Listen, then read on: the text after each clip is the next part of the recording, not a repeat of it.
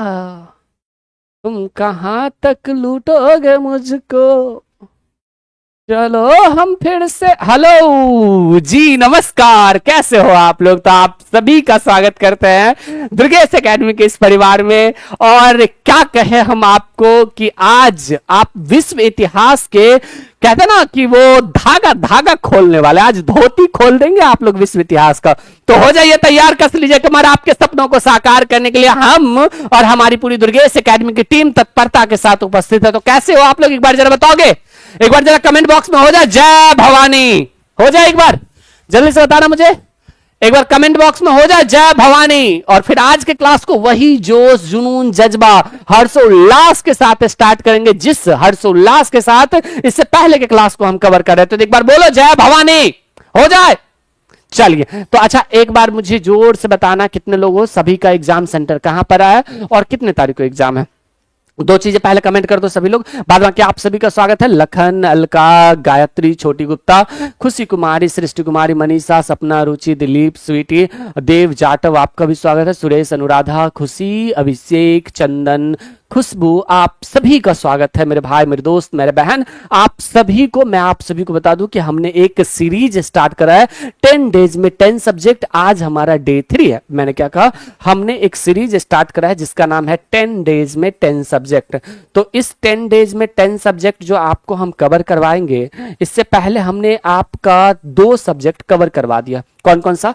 पहला तो हमने क्या कहते, पहला कौन सा सब्जेक्ट था, पहला कौन सा सब्जेक्ट था, भूल गए जी। हाँ, पहला बायोलॉजी था, दूसरा स्टैटिक जीके था, तीसरा जो है हमारा ये सो है, ठीक है। तीसरा हमारा क्या है, विश्व इतिहास है। तो हम इसी तरीके से हर एक पॉइंट को और हर एक बिंदु को पकड़ पकड़ के कंप्लीट करते चले जाएंगे, ठीक है। आप लोगों का एग्जामिनेशन सेंटर आउट हो चुका है, अब ही नहीं तो कभी नहीं। अगर अब नहीं पढ़ सकते तो यकीन मानिए कभी नहीं पढ़ सकते, ठीक है। समझे मेरी बातों को। तो आज के क्लास में आप सभी लोगों का तहे दिल से, हृदय तल से स्वागत है। हमारे साथ जुड़ जाइए और फिर बेहतर तरीके से अपने तैयारी को एक नया आयाम दीजिए। और यकीन मानिए आपको कहीं भी कुछ भी समझ नहीं आए तो मुझे बताना, और हर एक चीज को हम बेहतर तरीके से समझा देंगे, ठीक है। स्टार्ट किया जाए, स्टार्ट किया जाए, हाँ ना बोलो।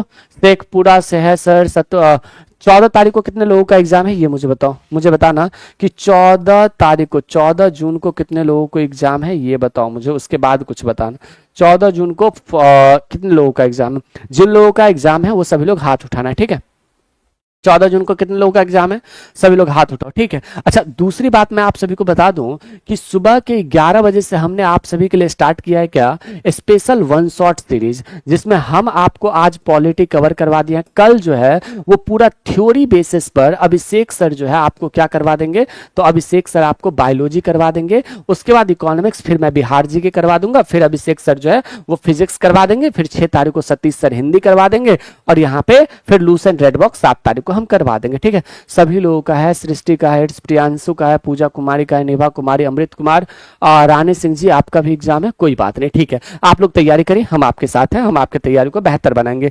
तो सबसे पहले मेरी बात तो सुनना, वर्ल्ड हिस्ट्री से कितने क्वेश्चन आते हैं सर, तो वर्ल्ड हिस्ट्री से जो है आपको कम से कम 2 क्वेश्चन से 3 क्वेश्चन देखने को मिला। कितना, 2 से 3 प्रश्न जो है वो वर्ल्ड हिस्ट्री से देखने को मिलेगा, और ये दोनों तीनों आज के क्लास से कवर हो जाएंगे। क्या, आज के क्लास से ये दोनों तीनों नंबर जो है आपके कवर हो जाएंगे, किसका, वर्ल्ड हिस्ट्री का, ठीक है।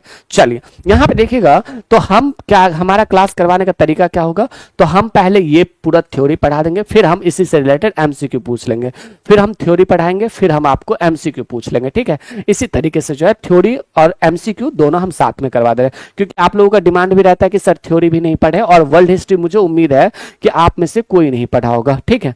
तो इसीलिए थ्योरी के बाद एमसीक्यू हम करवा देंगे, और आपको क्लास में ही याद करवाने की गारंटी हम लेते हैं, ठीक है।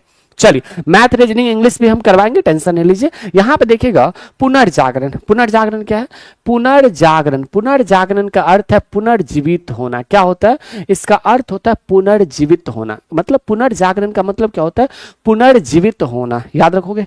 पुनर्जागरण का मतलब होता है पुनर्जीवित होना। इसका प्रारंभ इटली के फ्लोरेंस नगर से माना जाता है। तो पुनर्जागरण कहां से होता है, इटली के फ्लोरेंस नामक शहर से हुआ। कहां से हुआ था, तो पुनर्जागरण जो है वो कहां से प्रारंभ हुआ, इटली के फ्लोरेंस नामक शहर से प्रारंभ हुआ।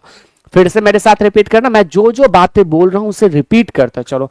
अच्छा, मैंने कहा पुनर्जागरण कहां से प्रारंभ होता है? इटली के फ्लोरेंस नामक शहर से प्रारंभ होता है। कहां से? मैंने आपसे पूछा कि पुनर्जागरण जो है वो पुनर्जागरण कहां से प्रारंभ होता है? इटली के फ्लोरेंस नामक स्थान से। याद रखोगे, मेरे साथ रिपीट करते चलो, इटली के फ्लोरेंस नामक शहर से जो है वो प्रारंभ होता है। क्या? तो ये पुनर्जागरण प्रारंभ होता है। ठीक है, इटली में दास्ते, जर्मनी में मार्टिन लूथर सोन सर्वेंट्स तथा इंग्लैंड में चौसर आदि विद्वानों ने पुनर्जागरण को गति दिया। तो आपसे कोई पूछेगा कि इटली में किसने पुनर्जागरण को जो है वो मतलब पुनर्जागरण को गति प्रदान किया था, यानी कि पुनर्जागरण में जोर दे करके वो प्रारंभ किया था। ठीक है ना? अब यहां पे गौर से देखना कि इटली में जो है दास्ते ने पुनर्जागरण को क्या किया? तो प्रारंभ किया था। इटली में किसने प्रारंभ किया था? इटली के फ्लोरेंस नामक शहर से पुनर्जागरण जो है वो दास्ते नामक व्यक्ति जो है उन्होंने स्टार्ट किया था। किसने? तो दास्ते नामक व्यक्ति ने स्टार्ट किया था। तो आपसे कोई पूछे कि पुनर्जागरण कहां से प्रारंभ हुआ? इटली के फ्लोरेंस नामक स्थान से प्रारंभ हुआ। किसने किया था? तो दास्ते नामक प्रारंभ किया था। हालांकि और भी महत्वपूर्ण व्यक्ति हो जाते हैं। यहां पे आप बात करना कौन से? दांते, यानी सॉरी दास्ते मैंने लिख दिया, दांते याद रखना। ठीक है, कौन? दांते जो है वो दांते याद रखना। ठीक, वहीं पे बात करें जर्मनी में मार्टिन लूथर, जर्मनी में कौन? Martin Luther. दांते और मार्टिन, यानी कि दांते और मार्टिन लूथर, मैंने कहा दांते और मार्टिन लूथर ने स्टार्ट किया था। ठीक है, अब वहीं पे बात करें हम सोन सर्वेंट्स तथा इंग्लैंड में चौसर आदि विद्वानों ने पुनर्जागरण प्रारंभ किया। तो इटली और जर्मनी का याद रखना। तो इटली से किसने स्टार्ट किया? दांते ने स्टार्ट किया। जर्मनी से किसने स्टार्ट किया था? तो जर्मनी से जो है वो मार्टिन लूथर के द्वारा स्टार्ट किया गया था। याद रखोगे, है ना? मार्टिन लूथर के द्वारा स्टार्ट किया जाता। तो सबसे पहले पुनर्जागरण कहां से स्टार्ट हुआ? इटली के फ्लोरेंस से। मेरे साथ रिपीट करो, कहां से प्रारंभ हुआ? मेरे साथ रिपीट करो, कहां से प्रारंभ हुआ था पुनर्जागरण? इटली के फ्लोरेंस नामक स्थान से। किसने किया था? दांते ने किया था। अच्छा, दांते ने प्रारंभ किया, लेकिन जर्मनी से किसने किया? मार्टिन लूथर ने किया था। किसने? मार्टिन लूथर ने किया था। मेरे साथ रिपीट करते चलो, चीजों को मैं बताते चलता हूं और रिपीट करते चलो, याद हो जाएगा क्लास में ही, इस बात का प्रॉमिस मैं करता हूं आपसे। ठीक है, तो मैंने कहा कि पुनर्जागरण का अर्थ क्या होता है? पुनर्जीवित होना। और इटली में, इटली के फ्लोरेंस नामक स्थान से जो प्रारंभ किया गया था, जर्मनी में मार्टिन लूथर ने स्टार्ट किया था और वहीं पे जर्मनी में मार्टिन लूथर ने पुनर्जागरण को गति प्रदान किया था। साहित्य, अगर हम बात करें, दांते द्वारा रचित डिवाइन कॉमेडी विश्व की सर्वाधिक प्रसिद्ध है। दांते के द्वारा कौन सा डिवाइन कॉमेडी जो है ये काफी प्रसिद्ध कविता है। दांते ने कौन सा कॉमेडी लिखा है? तो दांते ने एक कॉमेडी लिखा है जिसका डिवाइन कॉमेडी, क्या? डिवाइन कॉमेडी नामक पुस्तक जो है वो काफी फेमस है। दांते को इतालवी कविता का पिता कहा जाता है।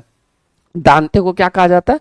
इतालवी कविता का पिता कहा जाता है। इतालवी कविता का जो है वो पिता कहा जाता है दांते को। याद रखोगे, है ना? दांते को क्या कहा जाता है? इतालवी कविता का पिता कहा जाता है। याद रखोगे, है ना? तो यहाँ पे दांते ने डिवाइन कॉमेडी जो है उसका विश्व में सर्वाधिक प्रसिद्ध कविता है। और दांते को इतालवी कविता, याद रखोगे, इतालवी कविता, मेरे साथ रिपीट करना, इतालवी कविता का पिता कहा जाता है। इतालवी कविता का पिता कहा जाता है। तो आपने इस स्लाइड में क्या पढ़ा? यहां पे जो आपने पढ़ा वो क्या पढ़ा? पुनर्जागरण कहां से प्रारंभ हुआ था जी? तो पुनर्जागरण जो है, यहां पे गौर से देखो, मैंने क्या कहा?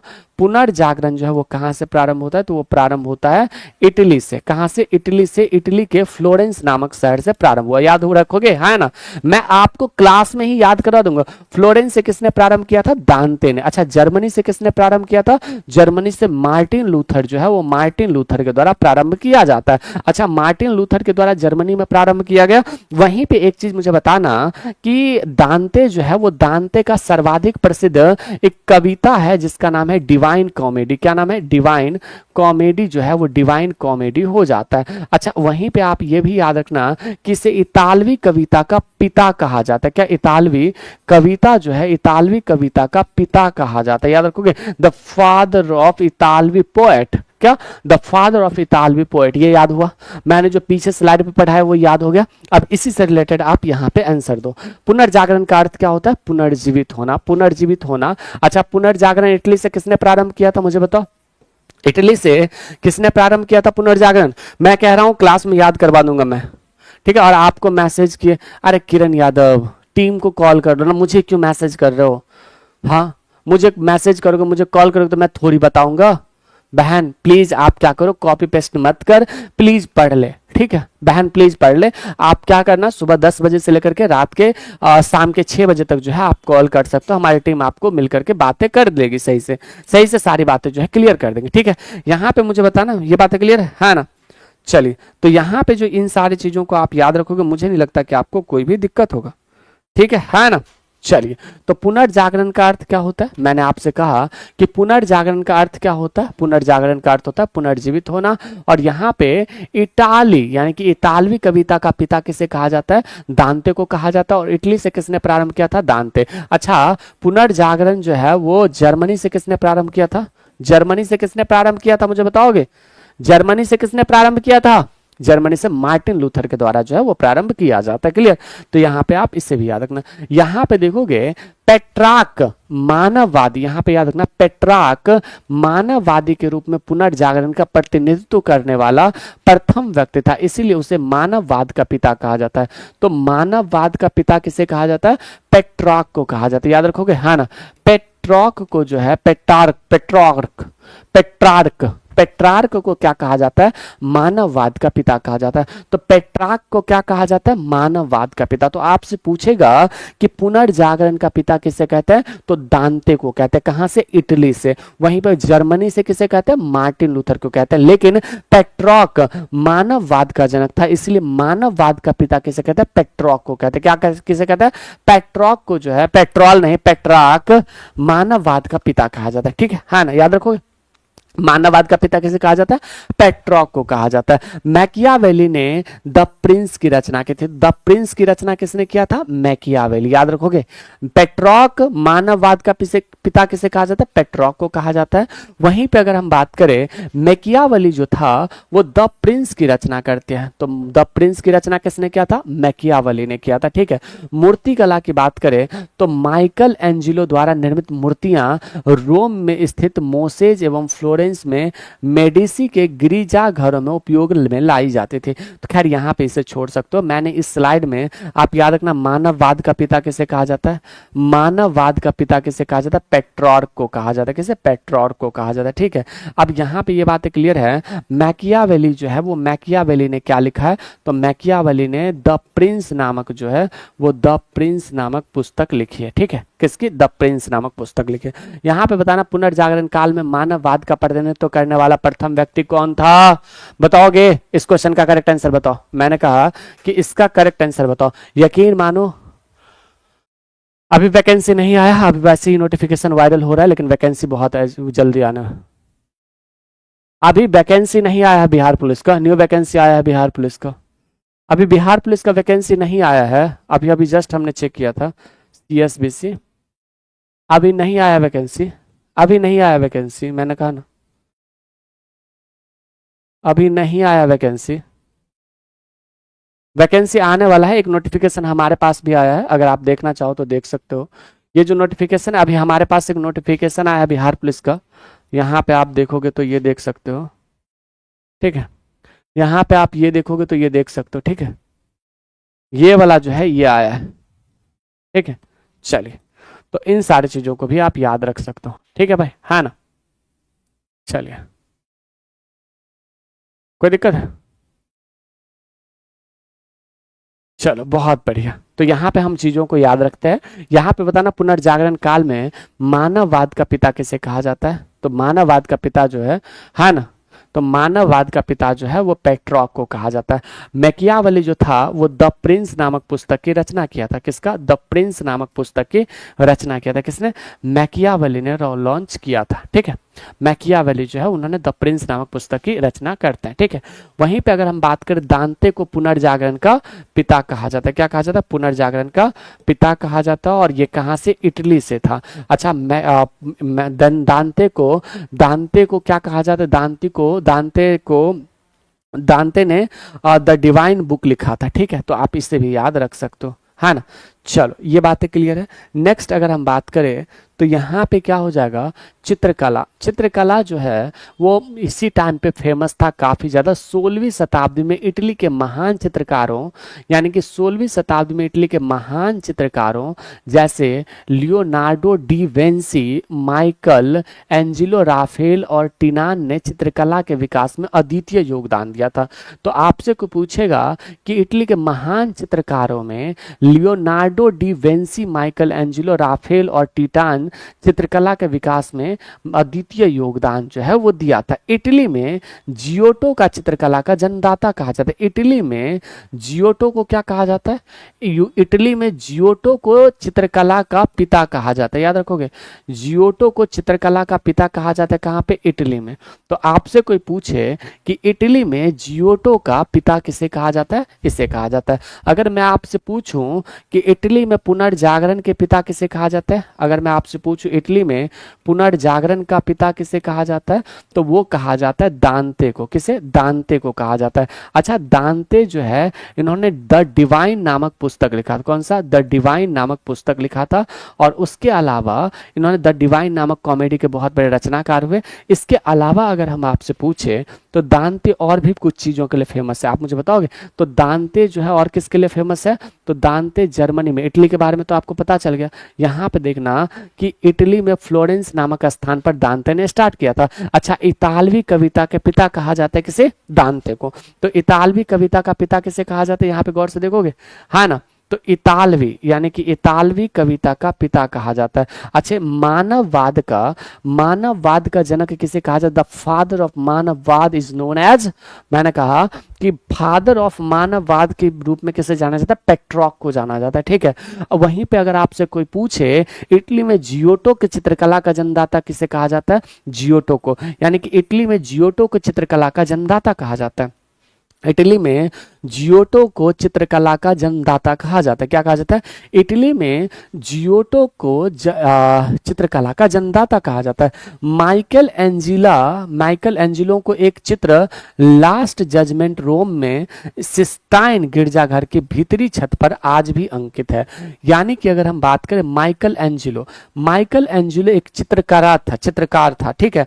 माइकल एंजिलो का एक चित्र लास्ट जजमेंट रोम, यानी कि रोम का जो है वो लास्ट जजमेंट नामक एक चित्रकला है जो आज भी कहां पे, गिरजाघर के भीतरी छत में, सिस्टाइन यानी कि सिस्टाइन के गिरजाघर के भीतरी छत में आज भी लगा है। तो आपसे कोई पूछे इटली के चित्रकला का जन्मदाता किसे कहा जाता है, जियोटो को। इटली के चित्रकला का जन्मदाता किसे कहा जाता है, इटली के चित्रकला का जन्मदाता किसे कहा जाता है, मुझे बताओगे, है ना। लास्ट जजमेंट नामक प्रसिद्ध चित्र किसने बनाया था जी, तो लियोनार्डो दा विंची नहीं, यहाँ पे माइकल एंजिलो ने बनाया था। किसने बनाया था, माइकल एंजिलो। तो यहाँ पे माइकल एंजिलो का एक चित्र लास्ट जजमेंट रोम के सिस्टाइन गिरजाघर के भीतरी छत पर आज भी अंकित है। तो यहाँ पे लास्ट जजमेंट नामक चित्र की कला किसने बनाया, तो यहाँ पे माइकल एंजिलो ने बनाया। अच्छा, मैं आपसे पूछूं एक क्वेश्चन कि भाई ऐसा है, मुझे एक क्वेश्चन का आंसर बताना कि माइकल एंजिलो को लास्ट जजमेंट नामक प्रसिद्ध चित्रकला आज भी इसके गिरजाघर, यानी कि गिरजाघर क्या होता है, सिस्टोन के गिरजाघर के छत में आज भी ये लगा हुआ है। ठीक है। अच्छा, वहीं पे अगर हम बात करें तो एक क्वेश्चन का और ये आंसर याद रखना, मैं आपसे पूछूं कि द फादर ऑफ इटली के चित्रकला, यानी कि इटली चित्रकला का पिता किसे कहा जाता है। अगर मैं आपसे पूछूं द फादर ऑफ इटली, यानी कि इटली चित्रकला किसे कहा जाता है, चित्रकला, मुझे बताओगे। इटली के चित्रकला का फादर किसे कहा जाता है, तो जियोटो को कहा जाता है। याद रखोगे किसे कहा जाता है, जियोटो को कहा जाता है। याद रखोगे, हाँ ना। तो इटली के चित्रकला का जनक किसे कहा जाता है, जियोटो को कहा जाता है।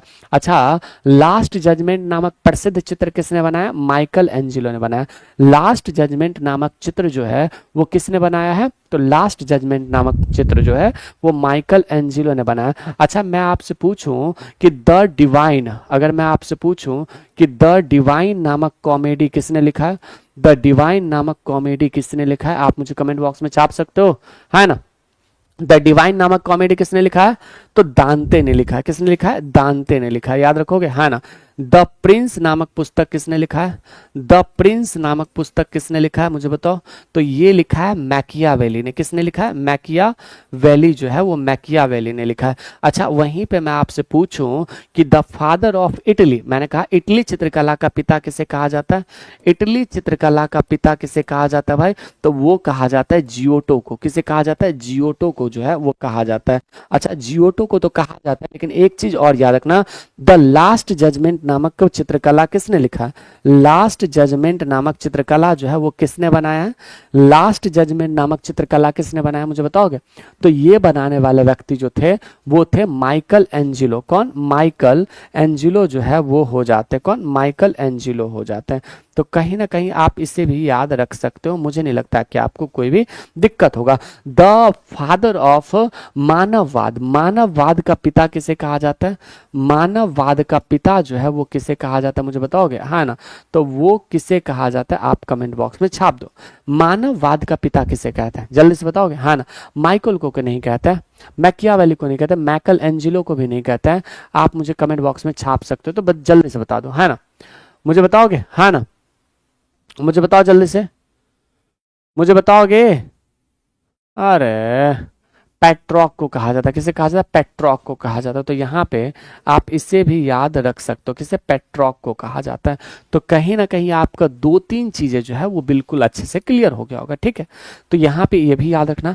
नेक्स्ट स्लाइड में देखना, धार्मिक क्रांति। धार्मिक क्रांति जो है आपने सुना होगा कि जर्मनी में जो पुनर्जागरण को धार दिया था, उसका नाम क्या था? यानी कि पुनर्जागरण को आगे बढ़ाया था किसने? तो वो व्यक्ति का नाम था क्या? Martin Luther. यही मार्टिन लूथर है जिन्होंने क्या किया था? मार्टिन लूथर किंग जूनियर जीवनी, biography of Martin Luther king junior, इन्होंने क्या किया? जर्मनी में जो है वो जर्मनी में पुनर्जागरण पर जोर दिया था। क्या था? पुनर्जागरण पर जोर दिया था। तो इसीलिए यहाँ पे याद रखना। हालांकि इटली में इटालवी कविता का पिता किसे कहा जाता है? The father of Italian poet किसे कहा जाता है मुझे ये बताना। तो ये दांते को कहा जाता है। इटली की तरफ से कौन थे? जनक, तो ये दांते हो जाता है। ठीक है, तो आप कहीं ना कहीं ये भी याद रखना। लेकिन जर्मनी के पुनर्जागरण में जो महत्वपूर्ण योगदान था वो किसका था? तो वो हो जाता है हमारे मार्टिन लूथर किंग जूनियर का। किसे? मार्टिन लूथर किंग जूनियर का। ठीक है ना, तो ये भी बातें आपको क्लियर हो गया। मार्टिन लूथर ने बाइबल का जर्मन भाषा में अनुवाद किया। तो ये जो मार्टिन लूथर था, इन्होंने बाइबल को क्या किया? जर्मन भाषा में अनुवाद किया। तो आपसे कोई पूछेगा कि बाइबल को जर्मन भाषा में किसने अनुवाद किया था? तो बाइबल को जो है वो जर्मन भाषा में मार्टिन लूथर ने ही किया था। ठीक है, हाँ ना, तो आप इसे भी याद रख सकते हो, कोई दिक्कत है नहीं ना। तो कहीं ना कहीं आप इसे भी विशेष तौर पर याद रखिएगा। ठीक इसी प्रकार यहाँ पे देखना, उसे प्रोटेस्टेंट सुधारवाद आंदोलन का जनक माना जाता है। तो प्रोटेस्टेंट सुधारवाद आंदोलन का जनक किससे माना जाता है? प्रोटेस्टेंट, मैं कह रहा हूं मैं क्लास में याद करवा दूंगा, है ना। मैंने कहा कि मैं क्लास में याद करवा दूंगा आप सभी को, समझ रहे हो? है ना, मैंने कहा कि आप हमारे साथ पढ़ो, मैं क्लास में ना याद करवा दूं तो मुझे कहना। ठीक है, मैं कह रहा हूं मेरे साथ पढ़ो, क्लास में ना याद करवा दूं फिर कहना। मैं इतने चीजों को रिपीट करता हूं ना बार बार, अगेन एंड अगेन। इटालवी कविता के पिता किसे कहा जाता है? दांते को कहा जाता है। इटली से पुनर्जागरण का जनक किसने कहा था? दांते ने किया था। जर्मनी पुनर्जागरण का मार्टिन लूथर किंग जूनियर ने। मार्टिन लूथर किंग जूनियर जो है ना, मार्टिन लूथर किंग जूनियर जो है वो बाइबल को जर्मनी भाषा में अनुवाद किया और प्रोटेस्टेंट सुधारवाद आंदोलन का जनक माना जाता है। प्रोटेस्टेंट सुधारवाद आंदोलन का जनक कौन माना जाता है? Martin Luther king junior. ठीक है ना, तो ये भी बातें आप याद रखना। कहाँ कहाँ सेंटर पर आए जी? कहाँ कहाँ? ज्यादा दूर सेंटर दे दिया आप लोगों का, है ना सर, बहुत दूर सेंटर दे दिया, क्या करें क्या करोगे? इसी उम्र में लगता है आपको पूरा भारत घुमा देगा बिहार। हालांकि बिहार में ही आप लोगों का सेंटर होगा। कहाँ दिया सेंटर और कितने तारीख को है?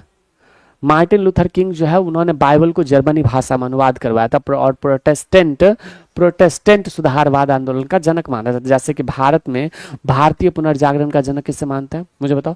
भारतीय पुनर्जागरण, द फादर ऑफ इंडियन पुनर्जागरण भारतीय पुनर्जागरण। यस सर, ज्यादा दूर दे दिया, पटना दिया है 2000 किलोमीटर। बाप रे बाप, 2000 किलोमीटर दूर दे दिया है, ऐसा थोड़ी होगा है?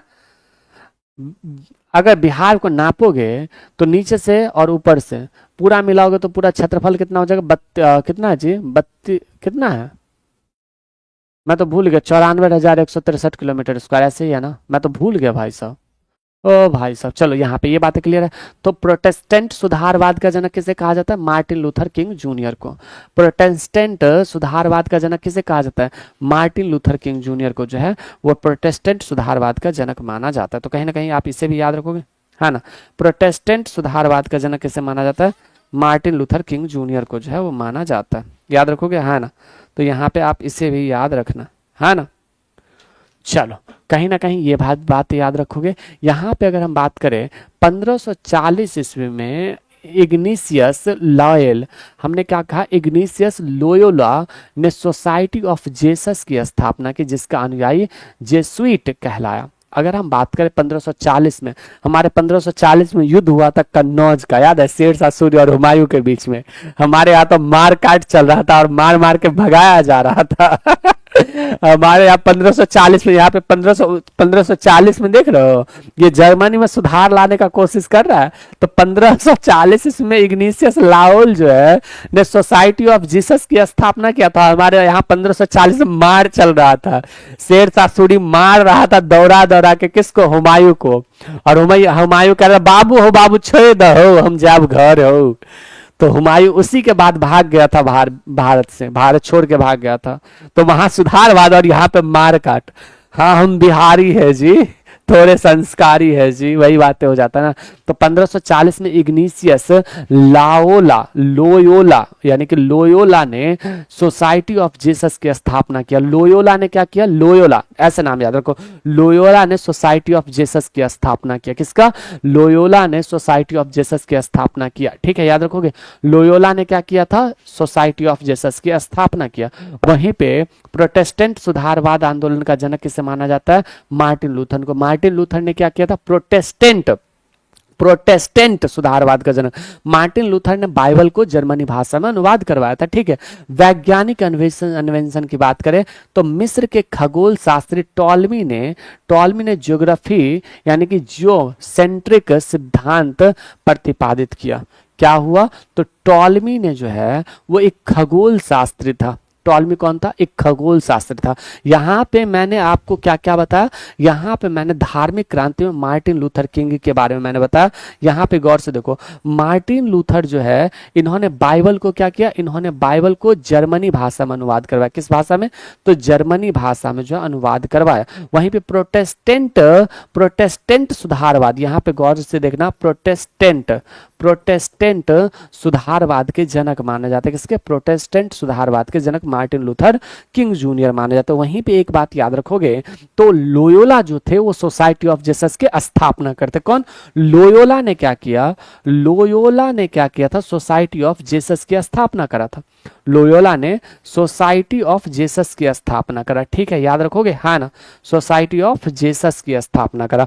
तो अभी तक आपने क्या पढ़ा, अभी तक जो आपने पढ़ा वो पुनर्जागरण पढ़ा। पहला तो हमने पुनर्जागरण आपको पढ़ाया, क्या पढ़ाया, पुनर्जागरण पढ़ाया। और पुनर्जागरण में किसके बारे में बता, पुनर्जागरण इटली से प्रारंभ, ऐसा मान सकते हो। इटली से किसने किया, दांते ने किया। और वहीं पे अगर हम बात करें तो जर्मनी से किसने किया, तो जर्मनी से जो है यही मार्टिन लूथर के द्वारा ही किया जाता है।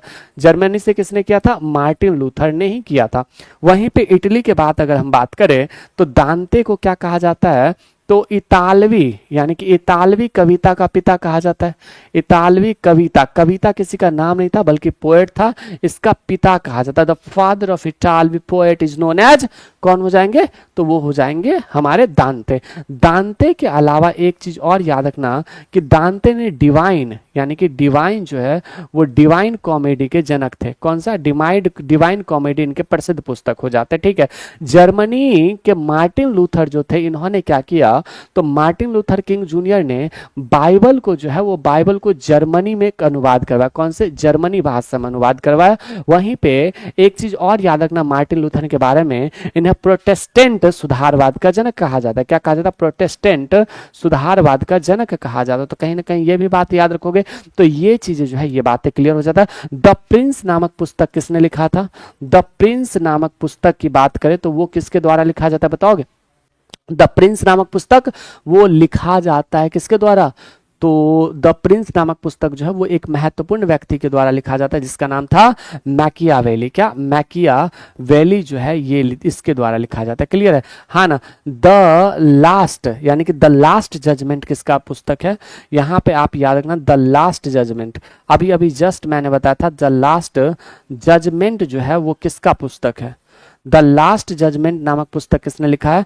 और द फादर ऑफ मानववाद, मानववाद का पिता किसके द्वारा किसे कहा जाता है, तो वो कहा जाता है पेट्रॉक को। किसे कहा जाता है, पेट्रॉक को मानववाद का पिता कहा जाता है। द लास्ट जजमेंट जो है वो किसने लिखा है, तो द लास्ट जजमेंट किसने लिखा है ना, मैकियावेली। मैकियावेली ने थोड़ी द लास्ट जजमेंट लिखा है, यहाँ पे अगर आप देखोगे तो द लास्ट जजमेंट नामक पुस्तक जो है वो माइकल एंजिलो ने लिखा है। किसने लिखा है, माइकल एंजिलो जो है उन्होंने लिखा है। तो कहीं ना कहीं एक बार मुझे बताओ कि क्या आपको ये सारी चीजें क्लियर होगा। माइकल एंजिलो जो है, एंजिलो ने लिखा है, किसने, माइकल एंजिलो ने। तो क्या आपको ये सारी चीजें क्लियर हुआ, क्या आपको याद हो रहा है ना। मैंने कहा कि क्या आपको याद हो रहा है ना, मुझे बताओ। चलिए बहुत एक बढ़िया, गजब। तो माइकल एंजिलो को दिया गया, ठीक है भाई, हाँ ना।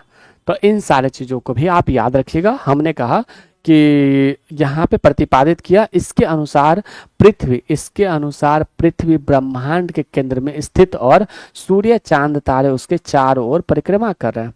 यानी कि ऐसा था, टॉलमी ने जियोसेंट्रिक सिद्धांत प्रतिपादित किया। तो टॉलमी जो है उन्होंने क्या किया, जियोसेंट्रिक सिद्धांत जो है वो प्रतिपादन किया। लेकिन टॉलमी का एक बहुत बड़ा मिस्टेक हो गया, उन्होंने कहा कि पृथ्वी सेंटर में है, सूर्य चांद तारे जो है इसका घूर्णन कर रहा है। तो टॉलमी ने क्या किया, जियोसेंट्रिक सिद्धांत दिया।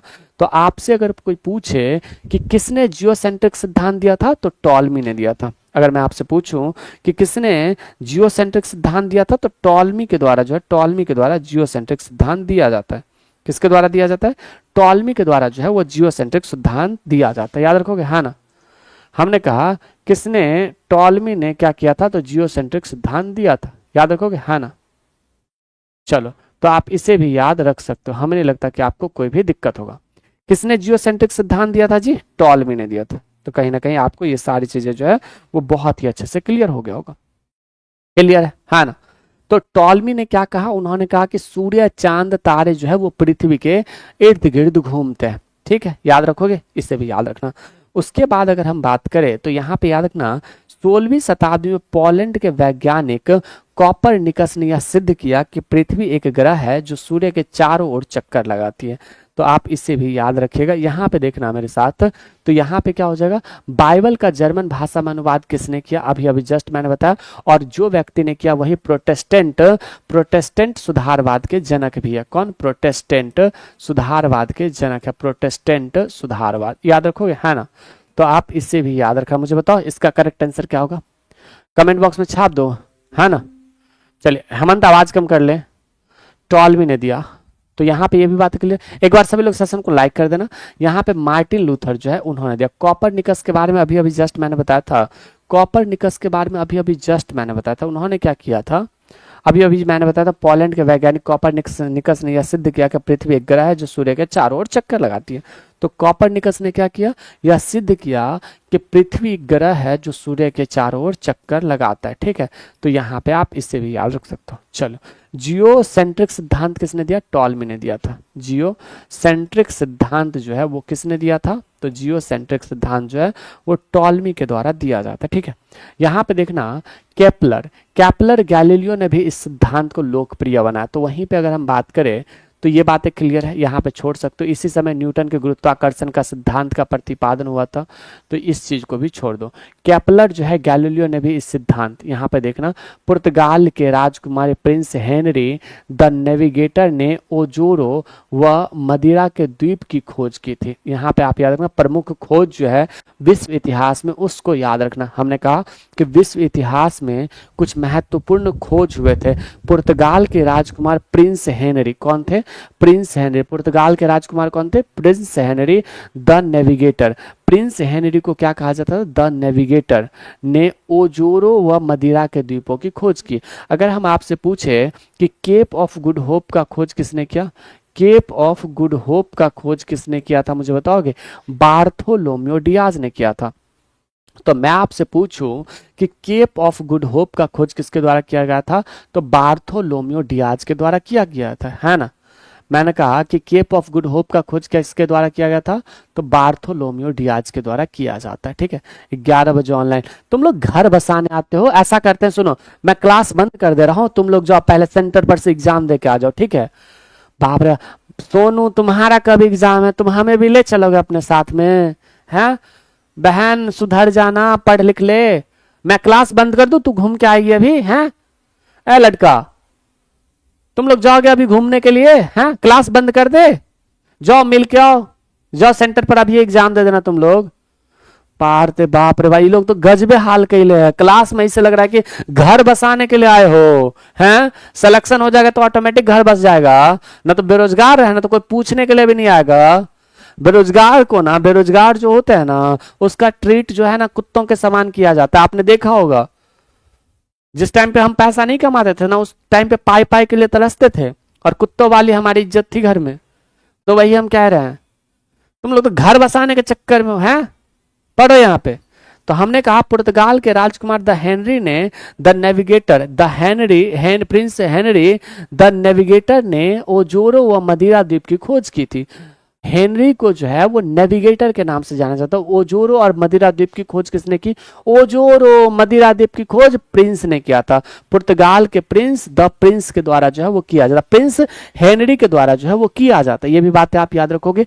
यहां पे देखना, पुर्तगाल के नाविक बार्थोलोम्यो डियाज ने उत्तर महासागर अंतरिक्ष की खोज निकाला था, जिसे हम केप ऑफ गुड होप कहते हैं। क्या कहते हैं, केप ऑफ गुड होप जो है इसे ही कहते हैं। केप ऑफ गुड होप कहाँ पे, तो बार्थोलोम्यो डियाज जो है उन्होंने केप ऑफ गुड होप की खोज किया था। 1498 ईस्वी में वास्को डिगामा ने उत्तर मानसा अंतरिक्ष का चक्कर काटकर भारत के कालीकट बंदरगाह में प्रवेश किया था। 1499 ईस्वी में जॉन केबट ने ब्रिटेन के पता लगाया था। तो ब्रिटेन का पता किसने लगाया था, जॉन केबट ने ब्रिटेन द्वीप का पता लगाया। तो किसने ब्रिटेन द्वीप का खोज लगाया था, ब्रिटेन द्वीप का खोज किसने लगाया था, जॉन। कॉकरोच नेम सुना ही होगा, सुने हैं, लेकिन तुम लोग कॉकरोच से भी बढ़कर खराब हो, हैं बकलोल कहीं का।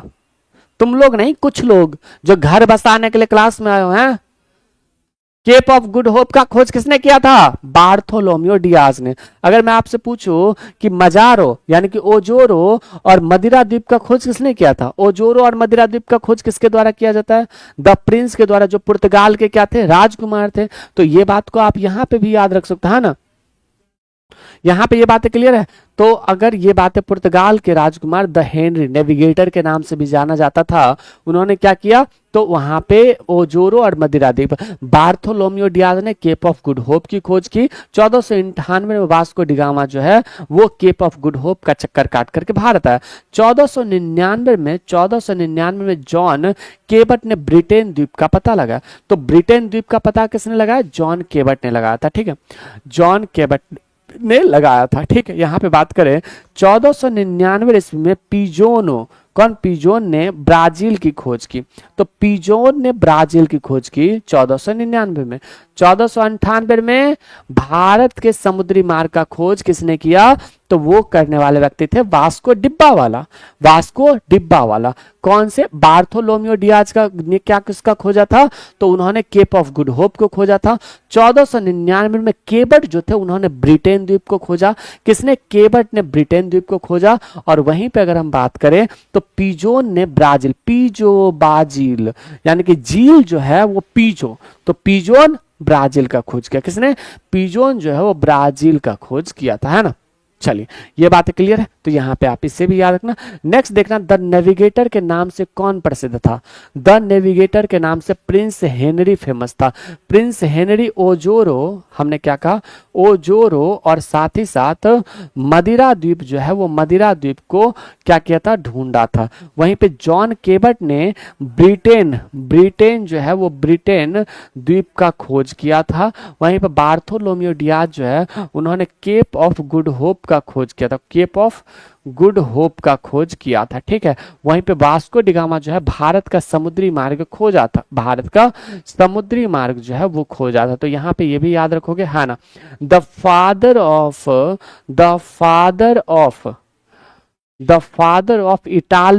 इटालवी पोएट किसे कहा जाता है? The father of Italian poet किसे कहा जाता है, मुझे बताओगे?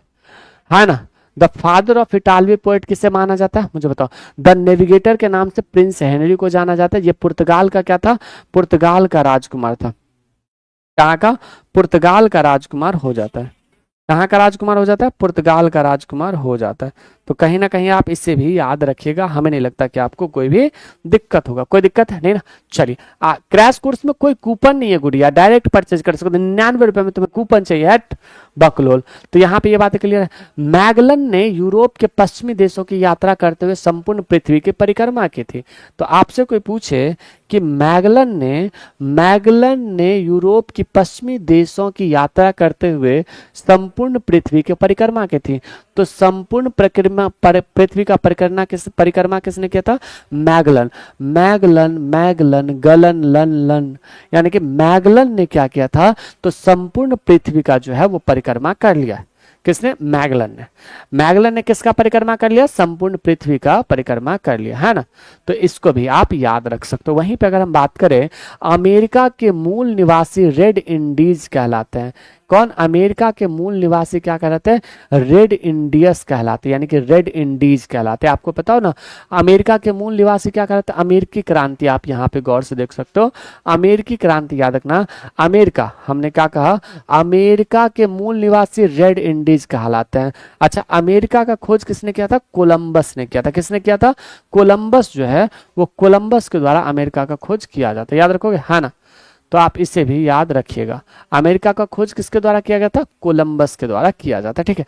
यहाँ पे ये भी याद रखना, रेड इंडीज।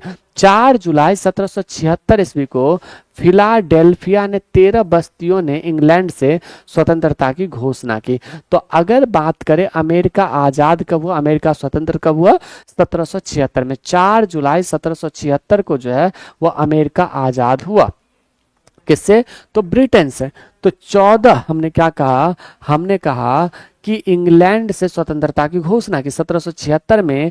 फिलाडेल्फिया में 13 बस्तियों ने इंग्लैंड से स्वतंत्रता की घोषणा की। याद रखोगे, 1776 में अमेरिका जो है वो खुद को स्वतंत्र होने का घोषणा करता है ना? ये भी बात याद रखोगे।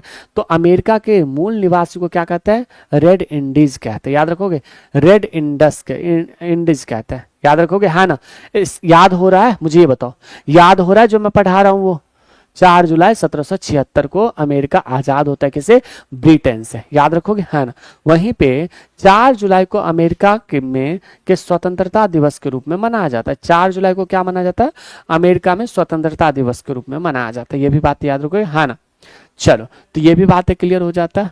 याद हो रहा है ना सब कुछ? ओके। यहीं पे बात करें अगर हम, 16 दिसंबर 1773 ईस्वी को बोस्टन चाय पार्टी स्वतंत्रता संग्राम का तात्कालिक कारण था। अगर हम बात करें बोस्टन चाय पार्टी स्वतंत्रता, नाम देख लो, बोस्टन चाय पार्टी स्वतंत्रता संग्राम का तात्कालिक कारण था। अगर हम बात करें चाय पार्टी, क्या था? हुआ क्या था कि बोस्टन तट पर जो है वो चाय पत्ती ज्यादा ही उलट दिया गया था। हालांकि यही कहानी, चाय पत्ती वाला ही कहानी है, लेकिन यहाँ पे चाय पार्टी जो है, बोस्टन चाय पार्टी स्वतंत्रता संग्राम का तात्कालिक कारण था। तो बोस्टन चाय पार्टी स्वतंत्रता संग्राम का क्या था? तो तात्कालिक कारण था। तो आप इसे भी याद रखो। 1773 में जो है यह आंदोलन होता है और फाइनली 1776 में अमेरिका आजाद हो जाता है। और 4 जुलाई को जो है वो प्रत्येक वर्ष अमेरिका अपना स्वतंत्रता दिवस मनाता है। तो यहाँ पे देखना क्या होता है, बोस्टन चाय पार्टी, यानी कि याद रखना बोस्टन चाय पार्टी जो है ये अमेरिका चाय पार्टी अमेरिका के स्वतंत्रता संग्राम का तात्कालिक कारण था। क्या था? तात्कालिक कारण था। और फाइनली जो है ये कब? तो 1776 में अमेरिका आजाद हुआ। कब? 4 जुलाई को जो है वो 4 जुलाई को आजाद हुआ। तो कहीं ना कहीं ये भी बात याद रख सकते हो, है ना? तो इन सारे चीजों को याद रखना। 3 सितंबर 1783 ईस्वी में पेरिस की संधि द्वारा अमेरिका स्वतंत्रता संग्राम की समाप्ति हुई। तो 3 सितंबर 1783 ईस्वी में अमेरिका पेरिस की संधि द्वारा अमेरिकी स्वतंत्रता संग्राम समाप्ति हुई। तो अमेरिका का जो स्वतंत्रता संग्राम था वो कब प्रारंभ हुआ था? ये क्वेश्चन पूछा हुआ है। अरे मैं वही तो मैं पूछ रहा हूँ। बोस्टन चाय पार्टी स्वतंत्रता संग्राम तात्कालिक कारण था। अगर हम बात करें स्वतंत्रता संग्राम का तात्कालिक कारण क्या था? बोस्टन चाय पार्टी। मैंने कहा, है ना? भाई साहब टुनटुन कुमार, मैं भी तुम्हें लिख करके दे रहा हूं, तुम्हारा सिलेक्शन कभी नहीं होगा, ठीक है? टुनटुन कुमार, मैं गारंटी के साथ लिख करके दे रहा हूं, तुम्हारा सिलेक्शन कभी नहीं होगा। हो जाए तो मुझे आके बताना, ठीक है। वीडियो का क्लिप काट के रख लेना, ठीक है। मैं तुम्हें लिख के दे रहा हूं, तुम्हारा सिलेक्शन कभी नहीं होगा।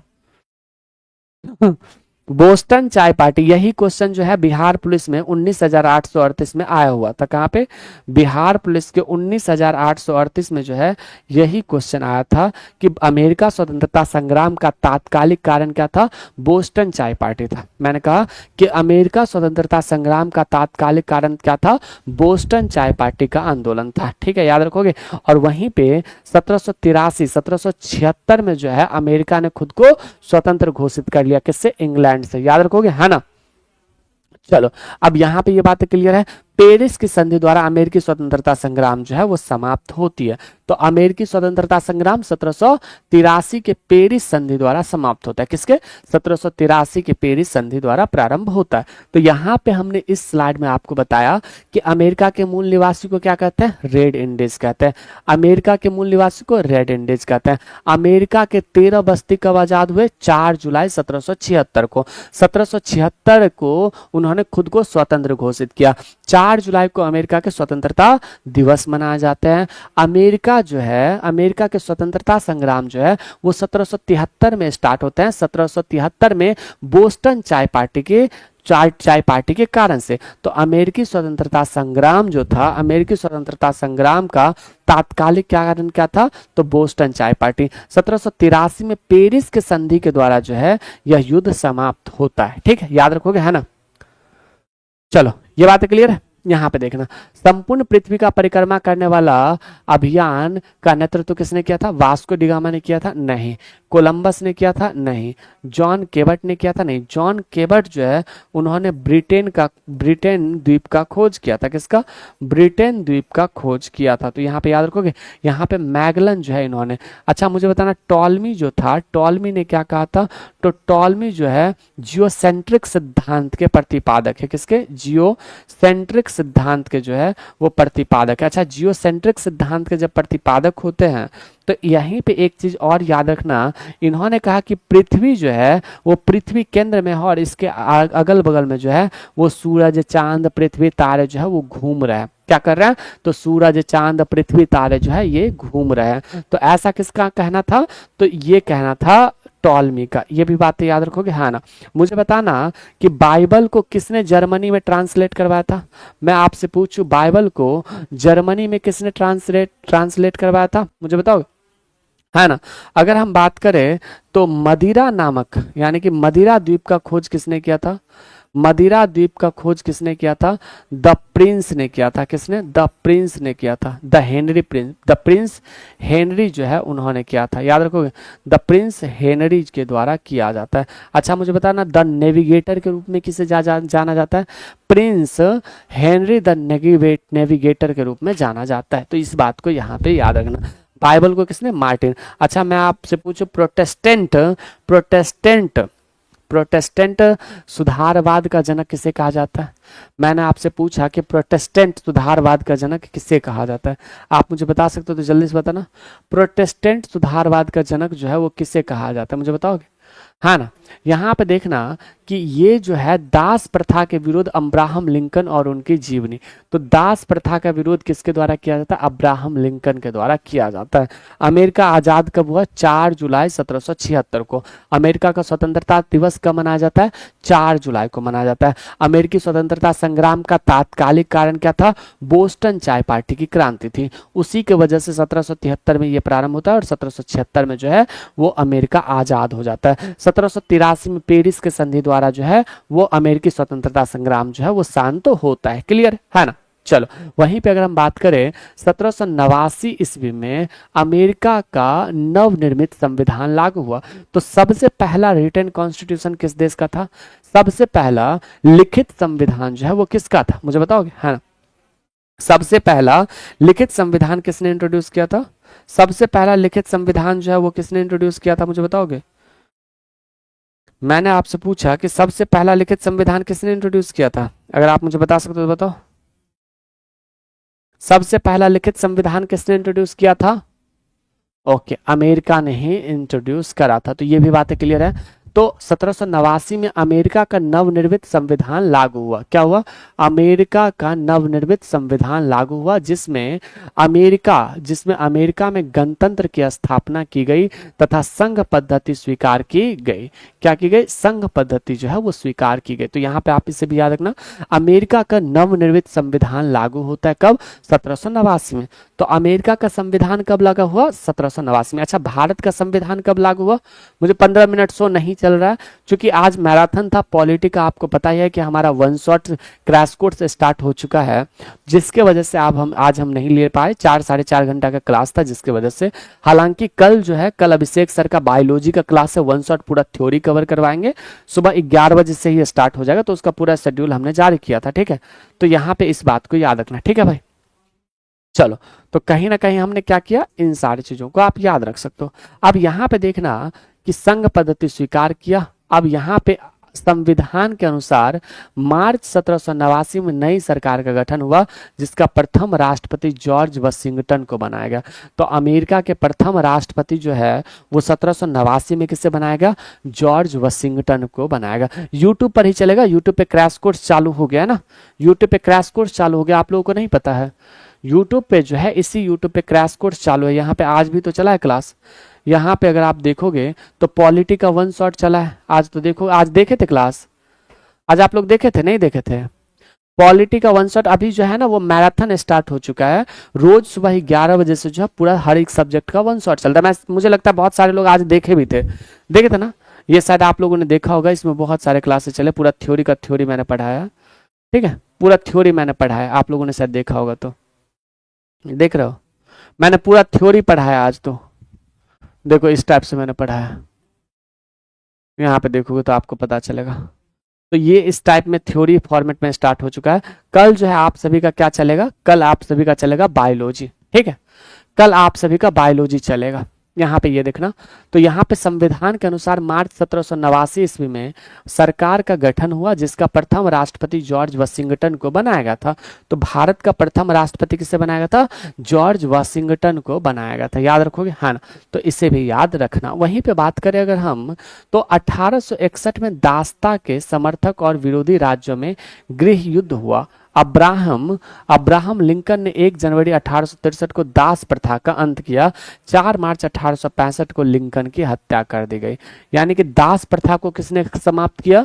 तो अब्राहम लिंकन ने समाप्त किया। तो अमेरिका के पहले प्रेसिडेंट कौन हुए? जॉर्ज वाशिंगटन हुए। अमेरिका के पहले प्रेसिडेंट कौन हुए? तो अमेरिका के पहले प्रेसिडेंट जॉर्ज वाशिंगटन। कब? 1789 में। 1789 में ही अमेरिका के संविधान भी लागू होते हैं। 1789 में ही अमेरिका के संविधान भी लागू हुए थे। तो अमेरिका के संविधान कब लागू हुए थे? 1789 में। जॉर्ज वाशिंगटन जो है वो, जॉर्ज वाशिंगटन को अमेरिका का प्रथम प्रेसिडेंट यानी कि प्रथम राष्ट्रपति बनाया गया। अच्छा, प्रथम राष्ट्रपति अमेरिका के किसे बनाया गया? जॉर्ज वाशिंगटन को। लेकिन 1861 में दासता यानी कि 1861 में दासता समर्थक और विरोधी में गृह युद्ध हुआ। अब्राहम लिंकन ने 1 जनवरी 1863 को दास प्रथा का अंत किया और 4 मार्च 1865 को, यानी कि 1863 में इन्होंने दास प्रथा को अंत किया और 1865 में अब्राहम लिंकन की हत्या कर दी। तो अब्राहम लिंकन की हत्या कब कर दी? 1865 में कर दी। बेंजामिन फ्रैंकलिन ने अमेरिका फिलोसफिकल सोसाइटी की स्थापना की। बेंजामिन फ्रैंकलिन ने अमेरिकी फिलोसफिकल सोसाइटी की स्थापना की थी। फिलोसफिकल सोसाइटी की स्थापना की थी। तो यहाँ पे हमारे साथ नोट करना, अमेरिकी क्रांति। क्या? अमेरिकी क्रांति। अमेरिकी क्रांति क्या था? तो अमेरिका जो है, अमेरिका गुलाम था। किसका? अमेरिका गुलाम था किसका? ब्रिटेन का। तो ब्रिटेन का जब गुलाम था तो यहाँ पे 1773 में एक युद्ध होता है। यहाँ पे नोट करना, सब कुछ रिवीजन करना। तो यहाँ पे एक क्या होता है? एक बोस्टन चाय पार्टी। यहाँ पे याद रखना, बोस्टन चाय पार्टी जो है वो युद्ध प्रारंभ होता है। क्या प्रारंभ होता है? युद्ध प्रारंभ होता है। जब युद्ध प्रारंभ हुआ तो ये कब हुआ था? 1773 में। यही 1773 का जो युद्ध है यही बाद में एक बहुत बड़ा रूप ले लेता है और 1776 में, कब? 4 जुलाई 1776 को जो है वो अंग्रेजों को आजाद करना पड़ेगा। यानी कि अंग्रेजों ने इसे आजाद कर दिया। अंग्रेजों ने अमेरिका के 13 शहरों को, कितने? 13 शहरों को आजाद कर दिया। यही 13 शहर मिलकर के क्या बनाता है, यही 13 शहर मिलकर के एक संविधान का निर्माण किया। क्या इसी 13 शहरों ने एक संविधान का निर्माण किया, जो संविधान कब बनकर के तैयार हुआ, 1789 में बनकर के तैयार हुआ। हालांकि अमेरिकी स्वतंत्रता दिवस जो है वो कब सेलिब्रेट किया जाता है, अगर मैं आपसे पूछूं अमेरिकी स्वतंत्रता दिवस कब सेलिब्रेट किया जाता है जी, तो वो सेलिब्रेट किया जाता है 4 जुलाई को। कब, 4 जुलाई को सेलिब्रेट किया जाता है। तो अंग्रेजों ने 1789 में जो है ये 13 शहरों को यहाँ पे 1789 में इन्होंने संविधान तैयार किया।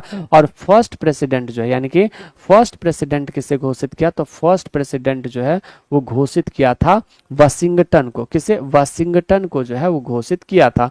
लेकिन होता क्या है कि अब्राहम लिंकन जो है वो, अब्राहम लिंकन ने क्या किया, अब्राहम लिंकन ने क्या किया, तो दास प्रथा पर रोक लगाया। दास प्रथा क्या था कि किसी भी व्यक्ति को खरीद बेच लो, वो आपके यहाँ काम करते रहेंगे, ठीक है। तो यहाँ पर अब्राहम लिंकन ने दास प्रथा पर रोक लगाया 1863 में, और 1865 में अब्राहम लिंकन की हत्या कर देती है। कोई दिक्कत नहीं ना। बेंजामिन फ्रैंकलिन जो है अमेरिकी फिलोसफिकल सोसाइटी की स्थापना की। किसने, बेंजामिन फ्रैंकलिन ने स्थापना की थी। एक बात मुझे बताओ, याद हो रहा है सब कुछ, याद हो रहा है ना।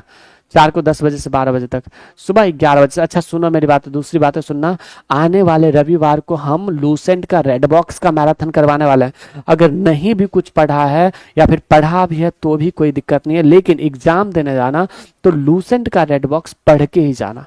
क्या एग्जाम देने जाना तो लूसेंट का रेड बॉक्स पढ़ के ही जाना, नहीं तो नहीं जाना। क्योंकि बहुत क्वेश्चन सीधे लूसेंट के रूट रेड बॉक्स से देखने को मिलता है। कहां से, लूसेंट के रेड बॉक्स से देखने को मिलता है, समझ रहे हो, है ना। तो इससे आप याद रखिएगा। आने वाले संडे को हम लूसेंट रेड बॉक्स का मैराथन रखेंगे। तो अमेरिकी थियोसॉफिकल सोसाइटी की स्थापना बेंजामिन फ्रैंकलिन ने किया था। ये बातें क्लियर है, हाँ। आगे बात करते हैं, यहाँ पे बताइए इस क्वेश्चन का आंसर क्या होगा। अमेरिका का नया संविधान कब लागू हुआ, आप मुझे बताओ। 1789 में लागू होता। कब, 1789 में जो है ये लागू होता है, ठीक है ना। 1789 में लागू हुआ था। तो यहाँ पे 1863 में, 1863 में बता ही दिया। 1789, सॉरी 1789, और दास प्रथा का कब, 1863 में समाप्त हुआ था। और 1865 में जो है अब्राहम लिंकन की हत्या कर दी थी, ठीक है। नाम कैसा है याद नहीं हो रहा, अब क्या करोगे, नाम तो होता है। अब अमेरिका वालों का नाम याद करोगे तो थोड़ा सा मुश्किल होगा ना, बार्थोलो। अच्छा, अमेरिका के मूल निवासी को क्या कहते हैं पता है, रेड इंडीज कहते हैं। अमेरिका के मूल निवासी को क्या कहते हैं, रेड इंडीज कहते हैं। तो यहाँ पे ये भी बातें क्लियर हो गया। अच्छा मुझे बताओ, अमेरिका आजाद कब हुआ था। तब तक इस क्वेश्चन का आंसर दो, मैं थोड़ा सा पानी लेकर के आऊं, मुझे बहुत भयानक प्यास लग गया है और पानी है नहीं हमारे स्टूडियो में।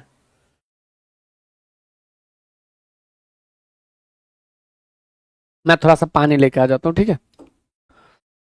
1 मिनट, इसका आंसर देना।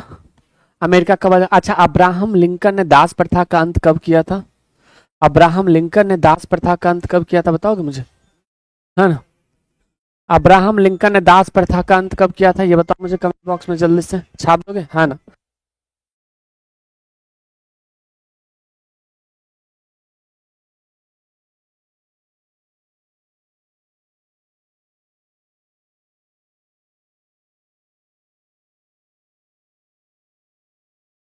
ठीक है भाई, ये सारी चीजें क्लियर हो गया।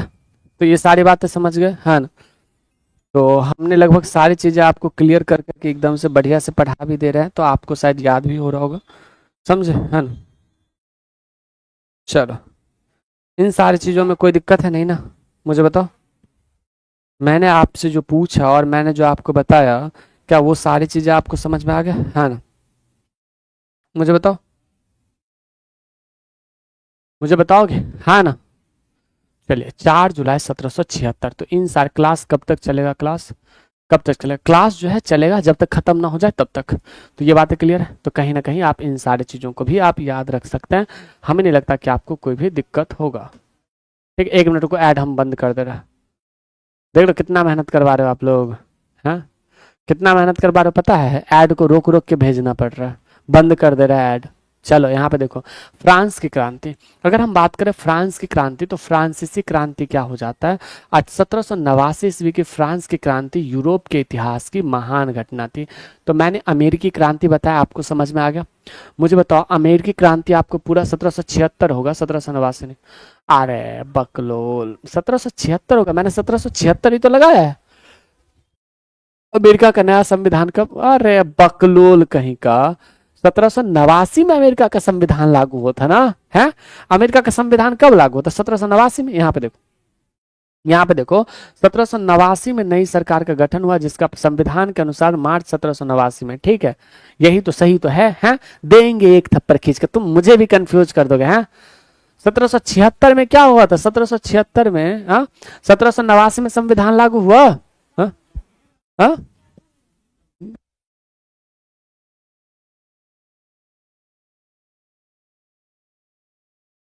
बना लो, मेरे लिए रोटी बना लेना थोड़ा सा, ये बातें क्लियर है, हाँ ना।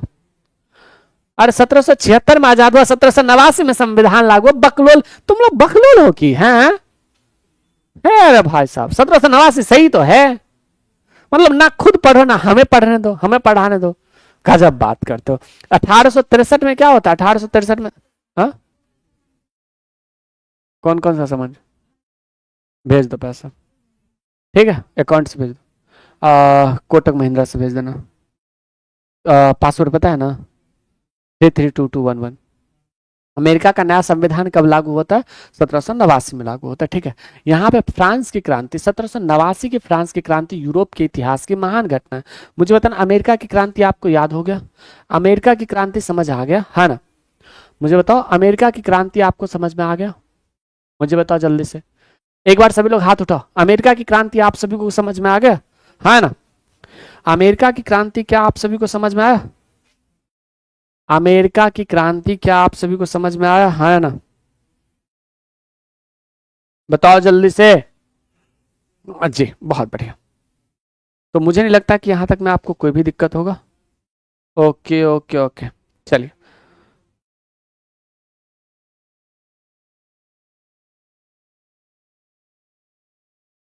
ओके, यहाँ पे हम आगे की चीजों को देखते हैं और आगे की चीजों को यहाँ पे देखना।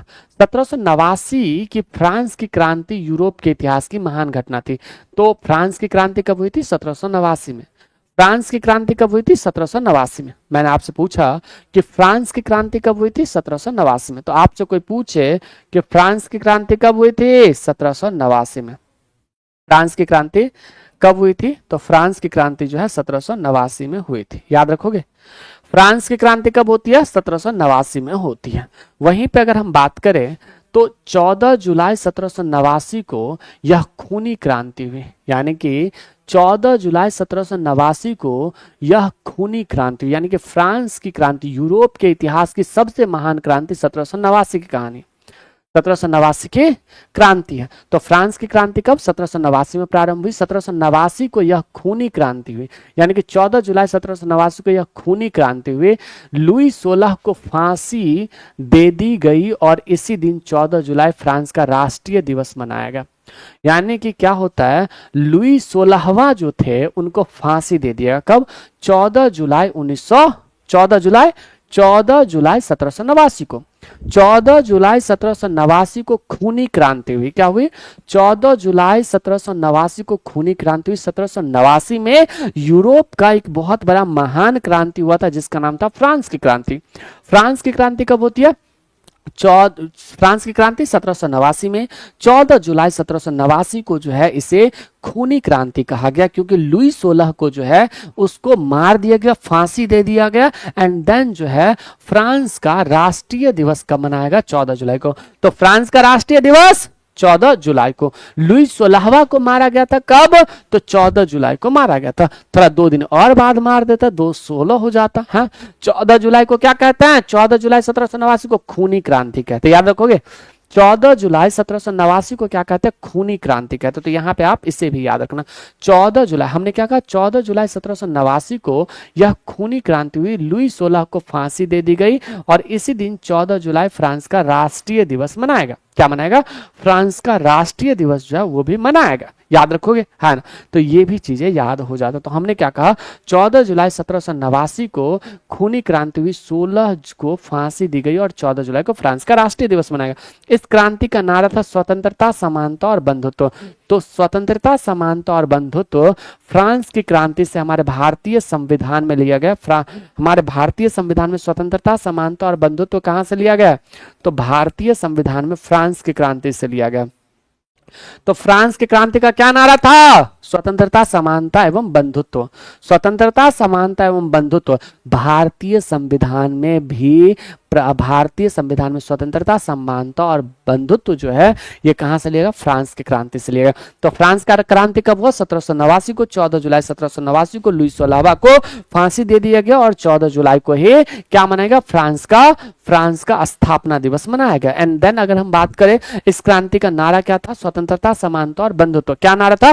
स्वतंत्रता, समानता और बंधुत्व। तो फ्रांस की क्रांति 1789 में, हमने क्या कहा? फ्रांस की क्रांति 1789 में। और फ्रांस की क्रांति का जो नारा था वो था समानता, बंधुत्व और क्या था? स्वतंत्रता, समानता और बंधुत्व। कोई दिक्कत है? दिवस मैंने पूरा करवा दिया, अपनी बहन करवा दिया मैंने। वहीं पे अगर हम बात करें नेपोलियन कोड, यहां पे याद रखना, नेपोलियन द्वारा कानूनों का संहिताकरण किया गया, जिसे नेपोलियन कोड कहते हैं। नेपोलियन कोड क्या है? जिससे नेपोलियन द्वारा कानूनों का संहिताकरण किया। अगर मैं आपसे पूछूं कि भारत का नेपोलियन किसे कहते हैं, अगर मैं आपसे पूछूं भारत का नेपोलियन किसे कहते हैं, है ना? मैंने कहा भारत का नेपोलियन किसे कहते हैं, आप मुझे बता सकते हैं, है ना? मैंने कहा भारत का नेपोलियन किसे कहते हैं, आप कमेंट बॉक्स में छाप सकते तो छाप दीजिए। भारत का नेपोलियन समुद्रगुप्त को कहते हैं। किसने कहा था? V.A. स्मिथ ने कहा था। भारत का नेपोलियन समुद्रगुप्त को किसने कहा था? V.A. स्मिथ ने कहा था। तो इससे भी याद रखोगे, नेपोलियन को नेपोलियन द्वारा कानूनों का संहिताकरण किया गया, जिसे नेपोलियन कोड कहते हैं। क्या कहते हैं? जिसे नेपोलियन कोड कहते हैं। फ्रांस की क्रांति पर मॉन्टेस्क्यू, वाल्टेयर एवं रूसो का प्रभाव था। हमने क्या कहा? मॉन्टेस्क्यू, वाल्टेयर एवं रूसो का प्रभाव कहां था? फ्रांस की क्रांति पर। तो मैं एक बार रिवाइज करवाऊं, फ्रांस की क्रांति कब प्रारंभ हुई? 1789 में। फ्रांस की क्रांति जो 1789 में प्रारंभ हुई, उसमें खूनी क्रांति कब हुई थी? 14 जुलाई 1789 को हुई थी। क्यों हुई थी? क्योंकि लुई सोलावा को फांसी दे दिया। 14 जुलाई को फ्रांस का स्थापना दिवस मनाया गया। वहीं पे फ्रांस की क्रांति का नारा क्या था? स्वतंत्रता, समानता एवं बंधुत्व। तो भारतीय संविधान में स्वतंत्रता, समानता और बंधुत्व किस क्रांति से लिया गया? भारतीय संविधान में स्वतंत्रता, समानता और बंधुत्व जो है वो किस देश से लिया गया? तो वो लिया गया फ्रांस से लिया गया। याद रखोगे, हाँ ना? तो इसे भी आप याद रखना। मुझे उम्मीद है कि आपको याद हो रहा होगा। एक बार जल्दी से सभी लोग बताना, यहाँ पे फ्रांस की क्रांति पर मॉन्टेस्क्यू, वाल्टेयर एवं रूसो का प्रभाव था। मॉन्टेस्क्यू ने स्पिरिट ऑफ लॉ लिखा। सोशल कॉन्ट्रैक्टर रूसो की पुस्तक है। तो मॉन्टेस्क्यू ने ऑफ लॉ लिखा, स्पिरिट ऑफ लॉ। मॉन्टेस्क्यू ने क्या लिखा? Spirit of law. याद रखोगे, स्पिरिट ऑफ लॉ और सोशल कॉन्ट्रैक्ट रूसो की पुस्तक है। सोशल SOCIAL, सोशल कॉन्ट्रैक्ट जो है वो, सोशल कॉन्ट्रैक्ट किसका है? तो सोशल कॉन्ट्रैक्ट जो है वो हो जाता है रूसो का। Spirit of law Montesquieu, Louis सोलावा को 1793 में फांसी दिया गया। ओ डॉट जुल्फिकार, हा जुल्फी तुम्हारा निकला हुआ है, नहीं निकला है?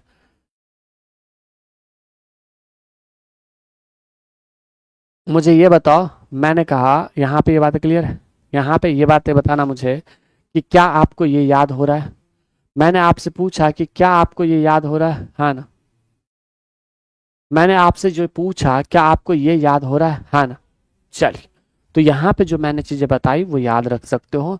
नेपोलियन कोड किसे कहा जाता है? नेपोलियन द्वारा कानूनों के संहिताकरण किया गया, जिसे नेपोलियन कोड कहा गया। सभी लोग बताना, याद हो रहा है? याद हो रहा है ना? मैं क्लास में ही याद करवाने की कोशिश कर रहा हूँ और हम उम्मीद करते हैं कि आपको सब कुछ याद होता जा रहा होगा। ठीक है, चलो यहाँ पे इस क्वेश्चन का आंसर दीजिएगा। फ्रांसीसी क्रांति की शुरुआत किस तिथि को मानी जाती है? बताओ। 4 जुलाई 1776? नहीं, 4 जुलाई 1776 को जो है वो अमेरिका का स्वतंत्रता, अमेरिका जो है, अमेरिका क्या हुआ था? आजाद हुआ था। क्या हुआ था? आजाद हुआ था। अमेरिका में जो है वो दास प्रथा को किसने खत्म किया था? दास प्रथा को जो है वो किसने खत्म किया था? तो मुझे बताओगे, दास प्रथा को अब्राहम लिंकन ने समाप्त किया। अब्राहम लिंकन ने समाप्त किया 1863 में, और 1865 में इनकी हत्या कर दी गई। ठीक है, याद रखोगे, हाँ ना? वहीं पे अगर मैं आपसे पूछूं कि अमेरिका के फर्स्ट प्रेसिडेंट कौन हुए?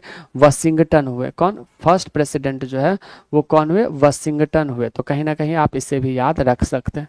कोई दिक्कत है नहीं ना? चलो, लुई 14 होगा सर। चलो ये बातें क्लियर है। तो यहाँ पे ये भी याद रखना 14 जुलाई 1789 को जो है वो फ्रांसीसी क्रांति की शुरुआत मानी जाती है।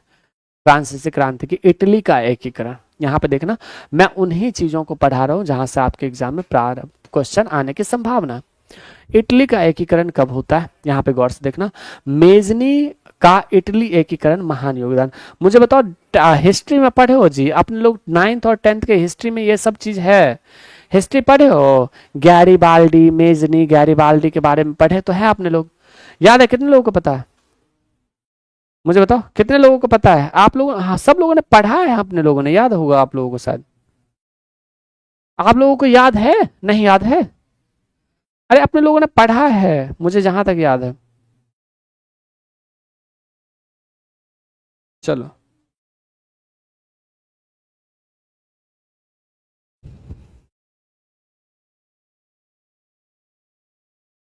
ओके, चलिए तो यहाँ पे आप इस बात को भी याद रखिएगा।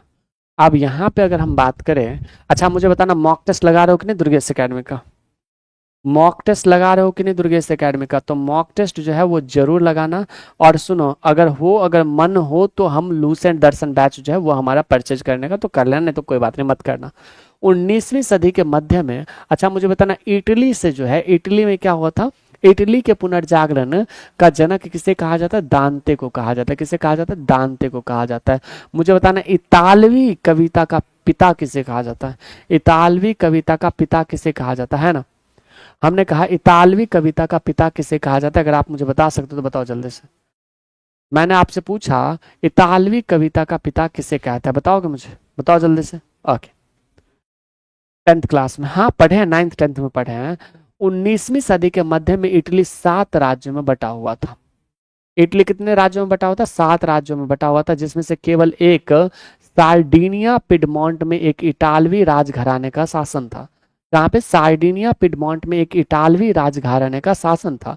तो आपसे कोई पूछे कि इटली जो है वो इटली 7 राज्यों में बटा हुआ था, कितने 7 राज्यों में बटा था, जिसमें केवल एक सार्डिनिया पिडमॉन्ट में एक इटालवी राजघरानों का शासन था। 1830 के दशक में जूसेफ मैत्सनी ने एकीकृत इटालवी गणराज्य के लिए बरका कार्यक्रम बनाया और यंग इटली नामक एक गुप्त संगठन की स्थापना की। तो आपसे कोई पूछे कि यंग यंग यानी कि यंग गुप्त संगठन, यानी कि यंग इटली नामक एक गुप्त संगठन की किसने स्थापना की, यंग इटली, याद रखना यंग इटली नामक गुप्त संगठन की स्थापना किसके द्वारा किया जाता है, तो जूसेफ मैत्सनी के द्वारा। किसके द्वारा, जूसेफ, याद रखोगे जूसेफ के द्वारा, जोसेफ ऐसे याद रख सकते हो। जोसेफ ने क्या किया था, यंग इटली की स्थापना, यंग इटली नामक एक गुप्त संगठन की स्थापना किया था, है ना। सर जी तौरी कालिखिन आईडी अनब्लॉक कीजिए प्लीज सर जी, आपका ये स्टूडेंट है, सॉरी सर। अरे पढ़ लो, तुम लोग इतना बकवास मत करो, हैं पढ़ लिख लो ना। यहाँ पे ये बातें क्लियर है। तो हमने कहा कि 1830 में जोसेफ जो है वो एकीकृत इटालवी गणराज्य के लिए कार्यक्रम बना और यंग इटली नामक गुप्त संगठन बना।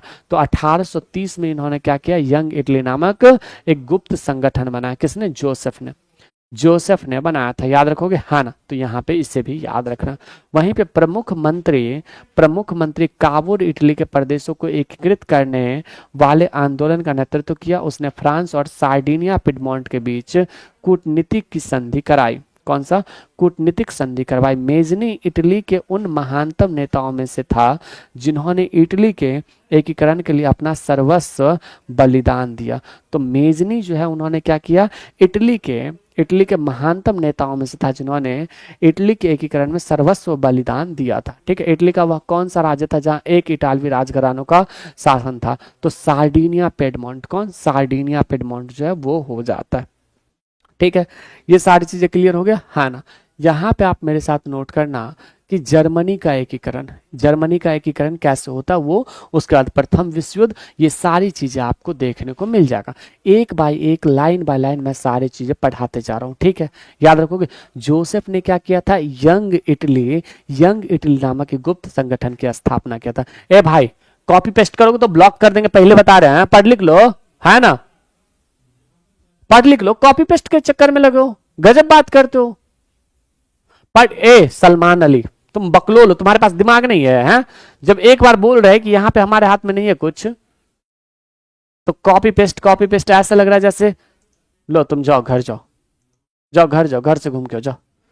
मतलब तुम लोगों का दिमाग नहीं काम करता। बोलते पढ़ लीजिए अच्छे से, प्यार से। थ्योरी पढ़ा रहे हैं, ऑब्जेक्टिव नहीं पढ़ा रहे कि माइंड तुरंत तुरंत स्विंग कर लेंगे। समझाना भी रहता है।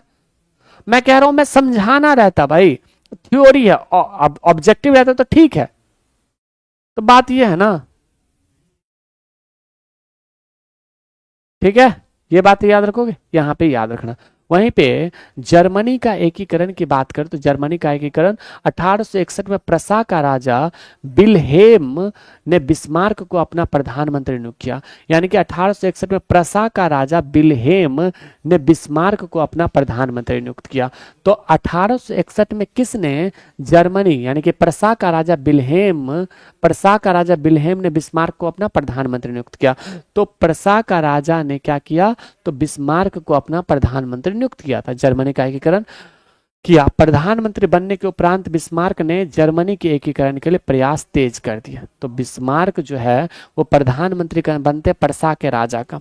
प्रसा के जो राजा थे जिसका नाम क्या था, विल्हेम। प्रसा का राजा विल्हेम ने बिस्मार्क को अपना प्रधानमंत्री बनाया। किसने, विल्हेम ने बिस्मार्क को अपना प्रधानमंत्री बना। क्या, विल्हेम जो है, विल्हेम ने क्या किया, अपना प्रधानमंत्री बनाया। याद रखोगे इस बात को, हाँ ना? तो आप इसे भी याद रखना, विल्हेम ने क्या किया, अपना प्रधानमंत्री बनाया। और प्रधानमंत्री बनने के उपरांत बिस्मार्क ने जर्मनी के एकीकरण के लिए प्रयास तेज कर दिए। जनवरी 1871 में वर्साई में हुए एक समारोह में प्रसा के राजा विलियम प्रथम को जर्मनी का सम्राट घोषित कर दिया। तो आपसे कोई पूछे कि वर्साई में हुए एक समारोह में प्रसा के राजा विलियम प्रथम को सम्राट घोषित कर दिया।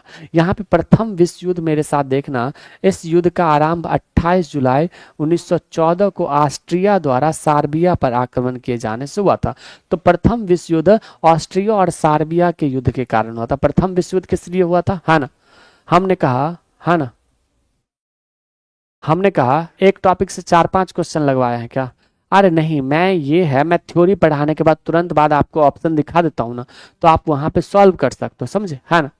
चलो ये बातें क्लियर है। हमने कहा आपको यहाँ पे जनवरी 1871 में वारसाई में हुए एक समारोह में प्रसा के राजा विलियम प्रथम को जर्मनी का सम्राट घोषित किया गया। प्रथम विश्व युद्ध जो है 1914 में प्रारंभ होता है। प्रथम विश्व युद्ध ऑस्ट्रिया और सार्बिया पर आक्रमण के कारण से हुआ था। ऑस्ट्रिया और सार्बिया पर आक्रमण। तो प्रथम विश्व युद्ध कब हुआ? 28 जुलाई 1914 को प्रारंभ होता। हमने कहा कि प्रथम विश्व युद्ध कब प्रारंभ होता? 28 जुलाई 1914 को। 4 अगस्त 1914 को ब्रिटेन द्वारा जर्मनी पर आक्रमण से यूरोप की बड़ी शक्तियों के मध्य युद्ध आरंभ हुआ। तो यहाँ पे क्या होता है, 4 अगस्त को ब्रिटेन ने जर्मनी पर आक्रमण कर दिया। किस पर? जर्मनी पर आक्रमण कर दिया। तो ब्रिटेन ने क्या किया, जर्मनी पर आक्रमण कर दिया और ये फिर युद्ध बड़ी शक्तियों के बीच में आरंभ हो जाता। तो ऑस्ट्रिया ने क्या किया था, ऑस्ट्रिया जो है उन्होंने सार्बिया पर आक्रमण कर दिया। कब? 1914 में 28 जुलाई को। फिर 4 अगस्त को जो है वो ब्रिटेन ने क्या किया, जर्मनी पर आक्रमण कर दिया। आपको पता है ब्रिटेन और जर्मनी, ठीक है? तो यहाँ पे ये बातें बताना। प्रसा के राजा विल्हेम ने बिस्मार्क को प्रधानमंत्री कब नियुक्त किया था? तो यहाँ पे बताओगे, यहाँ पे देखोगे तो 1861 जो है, 1861 इसका करेक्ट आंसर होगा। 1861 में प्रसा के राजा विल्हेम ने बिस्मार्क को प्रधानमंत्री नियुक्त किया और इधर बिस्मार्क जो है वो जर्मनी के एकीकरण का और जो है मांग तेज कर दिया। उसके बाद तेज करने के बाद 1871 में वर्साई के संधि हुई और इसी समारोह में प्रसा का राजा विलियम प्रथम को सम्राट घोषित कर दिया। ठीक है, यहाँ पे याद रखना। यहाँ पे देखना 4 अगस्त 1914 होता क्या, 28 जुलाई को क्या हुआ, 28 जुलाई 1914 को जो है युद्ध प्रारंभ होता है। किसके किसके बीच में? तो इन्होंने क्या किया था, ऑस्ट्रिया जो है, ऑस्ट्रिया ने क्या किया था, सार्बिया पर आक्रमण कर दिया था। किस पर? सार्बिया पर आक्रमण कर दिया था। सार्बिया पर आक्रमण करने के बाद फिर 4 अगस्त आते हैं और 4 अगस्त को क्या हुआ, तो तो 4 अगस्त को ब्रिटेन जो है वो ब्रिटेन ने क्या किया, जर्मनी पर आक्रमण कर दिया। धीरे धीरे यह युद्ध जो है वो बड़ा रूप लेता चला गया। क्या, धीरे धीरे यह युद्ध जो है वो बहुत बड़ा रूप लेने लगा। ठीक है, उसके बाद क्या होता है, 4 अगस्त 1914 को अमेरिका के राष्ट्रपति वुडरो विल्सन ने तटस्थता की घोषणा की। प्रथम विश्व युद्ध 11 नवंबर 1918 को समाप्त हुआ। तो यहाँ पे राष्ट्रपति वुडरो विल्सन, तो प्रथम विश्व युद्ध के दौरान अमेरिका के राष्ट्रपति कौन थे, अमेरिका के राष्ट्रपति वुडरो विल्सन थे। आपसे कोई पूछे कि प्रथम विश्व युद्ध के दौरान जो है ना, है ना, हमने कहा कि प्रथम विश्व युद्ध कब हुआ था, प्रथम विश्व युद्ध कब होता है, वुडरो विल्सन के शासनकाल में होता है। याद रखोगे, प्रथम विश्व युद्ध वुडरो विल्सन के शासनकाल में होता है। तो ये बात यहाँ पे याद रखोगे, है ना। चलो, बहुत एक बढ़िया। तो यहाँ पे हमें नहीं लगता कि आपको कोई भी दिक्कत होगा, कोई दिक्कत नहीं ना। 29/28 को भी हम भी नहीं थे। अच्छा सुनो मेरी बातें, बिहार पुलिस का वैकेंसी आने वाला है। मैं क्या कर रहा हूँ, बिहार पुलिस का वैकेंसी आने वाला है, बहुत जल्द आ जाएगा 22,000 पदों पर। तो उसके लिए भी तैयार है ना। और हालांकि आप लोगों का एग्जाम है, आज भी एक नोटिफिकेशन देखने को मिला है। यहाँ पे अगर आप गौर से देखोगे तो आपको पता चलेगा कि आज भी जो है एक नोटिफिकेशन देखने को मिला है। ठीक है, हाँ ना, आज भी एक नोटिफिकेशन देखने को मिला है। आप लोगों ने शायद देखा भी होगा। यहाँ पे शायद यहाँ पे है ना, ये वाला देख रहा हूँ, ये वाला नोटिफिकेशन आज भी देखने को मिला है। 10/12/2025 के द्वारा वित्तीय वर्ष 2023-24 यहाँ पे 1 जून को जो है ये नोटिस जारी हुआ है। और इसी में ये सारी चीज़ें जो है, पुलिस अवर निरीक्षक का अद्यतन स्वीकृत पद, यहाँ पे टोटल पद जो है, यहाँ पे गौर से देखोगे तो आपको पता चलेगा कि 38,28,000 शुद्धि स्वीकृत कुल पद स्तंभ। यहाँ पे गौर से देखो तो EMRS द्वारा, यहाँ पे अगर हम बात करें पुलिस मुख्यालय का आदेश, यहाँ पे देखोगे तो पुलिस अवर निरीक्षक का पूर्व से स्वीकृत पद जो है वो 16,298 है। वहीं पे और भी बहुत सारा, बिहार पुलिस अवर सेवा आयोग, बिहार केंद्रीय चयन परिषद 20 हो जाते हैं। यहाँ पे केंद्रीय चयन परिषद में बिहार पुलिस का कितना पद है, तो यहाँ पे जो है ये बहुत सारे पदों पर वैकेंसी आने वाला है। बस थोड़ा सा सब्र कर लो, बहुत पदों पर 20,963 पदों पर ये जो है ये आने वाला है। ठीक है, 20,963 पदों पर। ठीक है, तो आप लोग तैयार हो, बहुत जल्द वैकेंसी बहुत सारा देखने को मिलेगा। ठीक है, हमारी बातें सुनो, बहुत जल्द वैकेंसी देखने को मिलेगा। अच्छा, वैकेंसी देखने को मिलेगा तो हम आपके लिए जो है वो 17 तारीख को आप लोगों का एग्जाम खत्म हो जाएगा। तो 20 तारीख को जो है हम आप सभी के लिए एक स्पेशल गिफ्ट भी लेकर के आ रहे हैं। तो आप सब लोग तैयार है ना। ठीक है, तो यहाँ पे ये भी बातें क्लियर हो गया। रूस की क्रांति का तत्कालीन कारण प्रथम विश्व युद्ध, उसकी पराजय थी। तो रूस की क्रांति का तात्कालिक कारण क्या था, रूस के क्रांति का तात्कालिक कारण प्रथम विश्व युद्ध में उसकी पराजय थी। 7 मार्च 1917 को बाल्शेविक क्रांति का नेता लेनिन था। क्रांति के समय रूस की राजधानी पेट्रोग्राड थी। आधुनिक रूस का निर्माता स्टालिन को कहा जाता है। किसे, आधुनिक रूस का निर्माता किसे कहा जाता है, स्टालिन को कहा जाता है। याद रखोगे, है ना।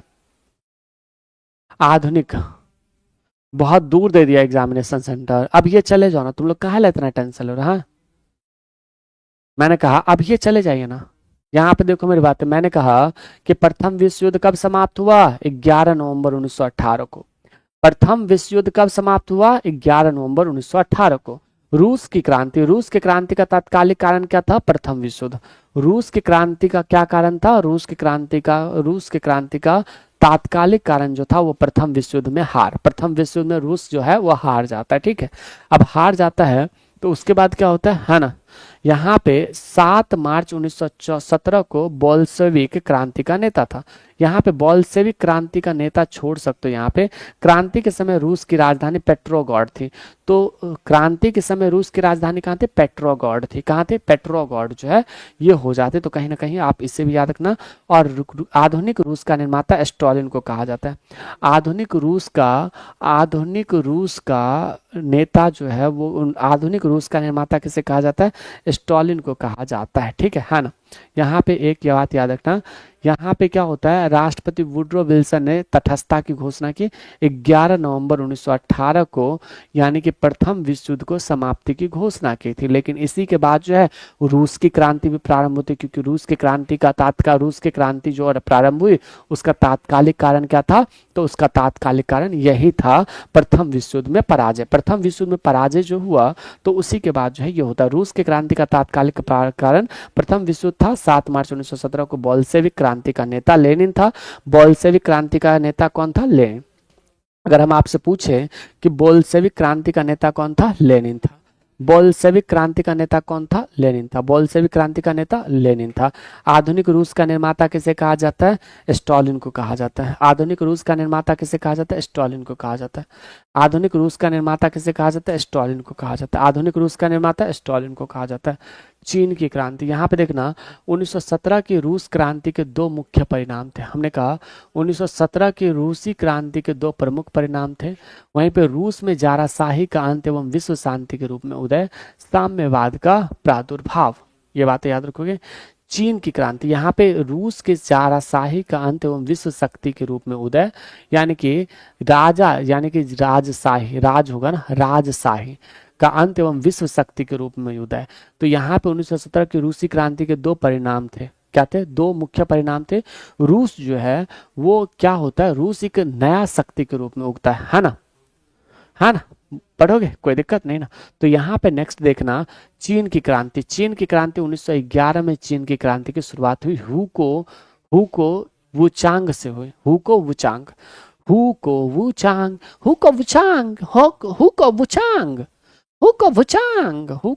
से क्या स्टार्ट हुआ था, है जी। हुको वुचांग से क्या स्टार्ट हुआ था, मैंने कहा हुको वुचांग से क्या स्टार्ट होता है, तो वो स्टार्ट होता है चीन की क्रांति। हुको वुचांग से कल इंडियन ज्योग्राफी करवाएंगे, ठीक है। 4 अगस्त 1914 होगा सर। अरे 4 अगस्त 1914 होगा, क्या है मैंने 1918, अरे बाप रे बाप, तुम भी ना गजब बात करते हो। 11 नवंबर 1918 को प्रथम विश्व, ओहो 4 अगस्त 1914 का वुड्रो विल्सन, ये समाप्त हुआ था, लेकिन 11 नवंबर 1918 को जो है वो समाप्त हो जाता है। क्या होता है, समाप्त होता है। मैंने ये डेट लिख दिया था। तो second world war, first world war जो समाप्त हुआ था वो होगा, ठीक है। यहाँ पे ये बातें याद रखना। चलिए, सॉरी क्षमा चाहते हैं इसके लिए। हुचो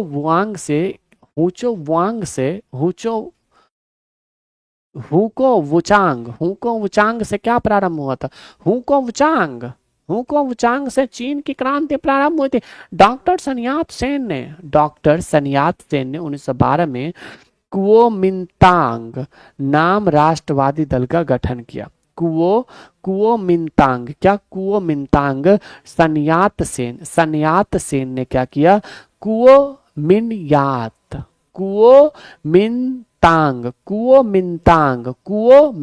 याद रखना, कुओमिंतांग क्या, कुओमिंतांग नामक, है ना, मिंतांग, अरे बाप रे बाप कितना नाम अजीब है, कुओमिंतांग, है ना, ये बात क्लियर। कुओमिंतांग नाम राष्ट्रवादी दल का गठन किया। 1911 में चीनी क्रांति की शुरुआत कहां से, हुको वुचांग से हुई। डॉक्टर सन्यात सेन ने हुकोमिंतांग नामक राष्ट्रवादी 1912 में प्रारंभ किया। याद रखोगे। यहाँ पे देखना चीन की क्रांति की शुरुआत किस स्थान से हुई, वुचांग से, हुको वुचांग, ठीक है। चलो नेक्स्ट देखना औद्योगिक क्रांति कैसा था वो देखो जल्दी से। औद्योगिक क्रांति पता है, इसी की वजह से हमारा भारत जो है गुलाम बना था। औद्योगिक क्रांति की वजह से ही हमारा भारत जो है वो गुलाम बनता है, ठीक है। चलिए यहाँ पे देखना, यहाँ पे औद्योगिक क्रांति शब्द का प्रयोग सर्वप्रथम 1884 में अर्नोल्ड टॉयनबी नामक व्यक्ति ने किया था। अर्नोल्ड टॉयनबी 1884 में किया था। 1709 ईस्वी में अब्राहम उर्वी प्रथम द्वारा ब्लास्ट फर्नेस के आविष्कार से औद्योगिक क्रांति शुरुआत हुई। ब्लास्ट फर्नेस की शुरुआत से क्या प्रारंभ होती है, औद्योगिक क्रांति प्रारंभ होती है। बैंक ऑफ इंग्लैंड की स्थापना 1694 में हुई थी। 1769 में जेम्स वाट ने भाप की शक्ति का प्रयोग करके उसके द्वारा चलित मशीनों का आविष्कार किया। यानी कि भाप इंजन का आविष्कार किसने किया, जेम्स वाट ने। 1769 में भाप इंजन का आविष्कार किसने किया, है ना?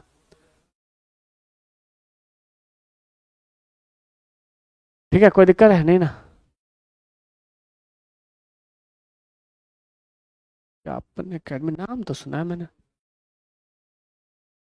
ओके, विथ आल्सो तुमको फिर से हम करेंगे ब्लॉक, समझे? लो, तुमको हम फिर से ब्लॉक करेंगे, तुम टेंशन मत लो।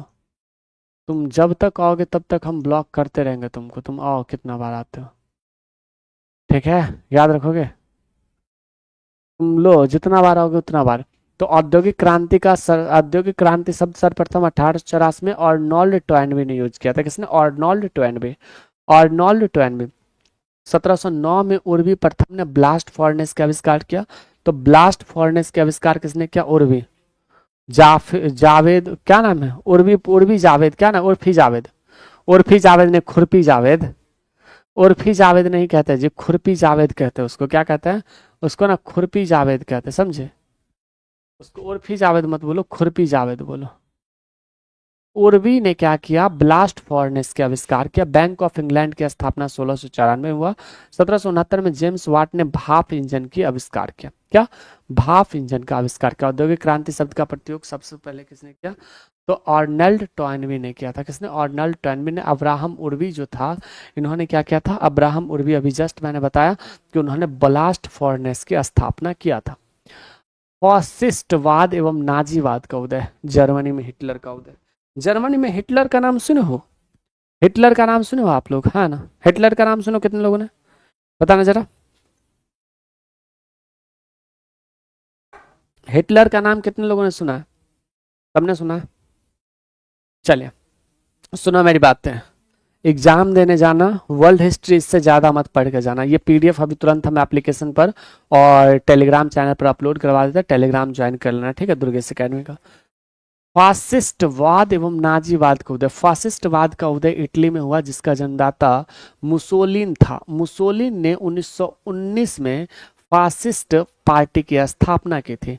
हिटलर के नेतृत्व में जर्मनी में नाजीवाद का उदय हुआ। हिटलर द्वारा लिखित पुस्तक मेरा संघर्ष, मेन काम्फ्ट, नाजियों के बाइबल बन गई। हिटलर ने नेशनल सोशलिस्ट पार्टी की स्थापना की। 1934 के बाद हिटलर जर्मनी का एकमात्र नेता फ्यूहरर बन गया। नेता फ्यूहरर बन गया। ओके, यहाँ पे जान फासिस्टवाद का उदय किस देश में हुआ था? यहाँ पे द्वितीय विश्व युद्ध। और ये यहाँ पे ये पहले देख लो, फासिस्टवाद का उदय कहाँ हुआ था? इटली में हुआ। फासिस्टवाद का उदय कहाँ हुआ? इटली में। अगर मैं आपसे पूछूं कि फासिस्टवाद का उदय कहाँ होता है? इटली में होता है ना? हमने कहा हमारे संस्था से कितने सिलेक्शन हुए? ज़्यादा नहीं हुए हैं, 300 350 के आसपास हुए, क्योंकि मैं उस टाइम पे अकेले पढ़ाता था और करियर बिल में था। तो उस टाइम पे समझ रहे हो, वन मैन आर्मी की तरह पढ़ाना और 300 350 सिलेक्शन देना कोई कम नहीं होता है। अकेले पढ़ा करके सिंगल पढ़ाना, कोई टीचर नहीं था, हमने कोई भी टीचर नहीं लगाए थे, सिर्फ अकेले पढ़ाया था। 300 350 सिलेक्शन है हमारे। वहीं पे अगर हम बात करें तो वैसे तो पटना के दो ही इंस्टीट्यूट ने ज़्यादा रिजल्ट दिया है। कौन?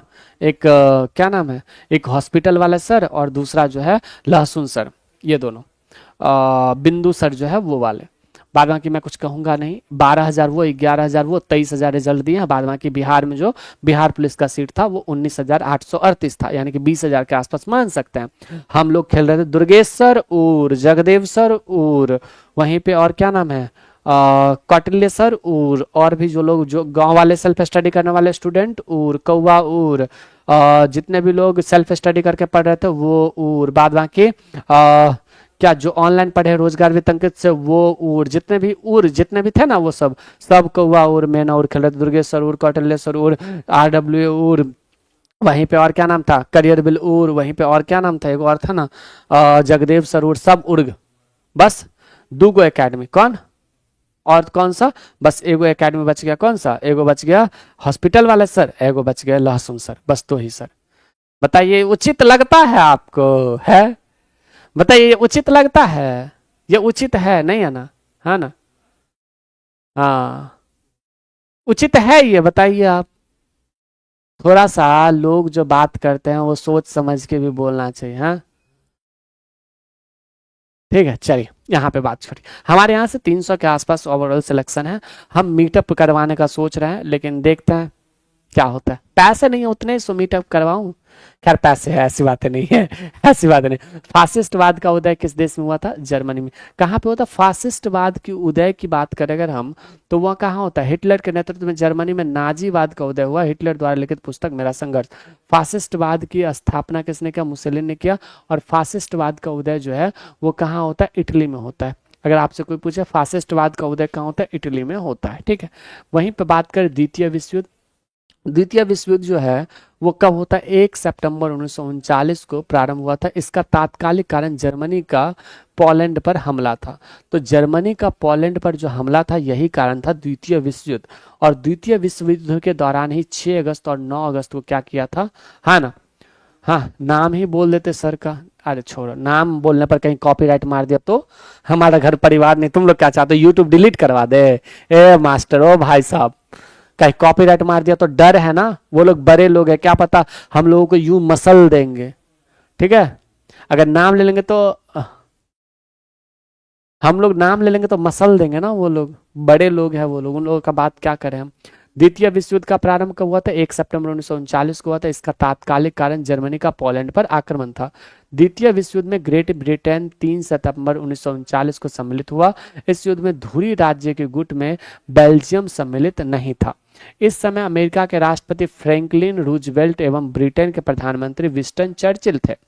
6 और 9 अगस्त 1945 को अमेरिका ने हिरोशिमा और नागासाकी पर परमाणु बम गिराया।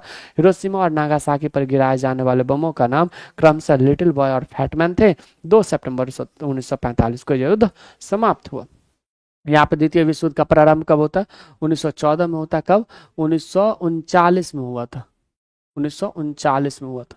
द्वितीय विश्व युद्ध का प्रारंभ कब हुआ था? 1939 में। कितने तारीख को? तो यहाँ पे 1 सितंबर 1939 को समाप्त होता है, ठीक है।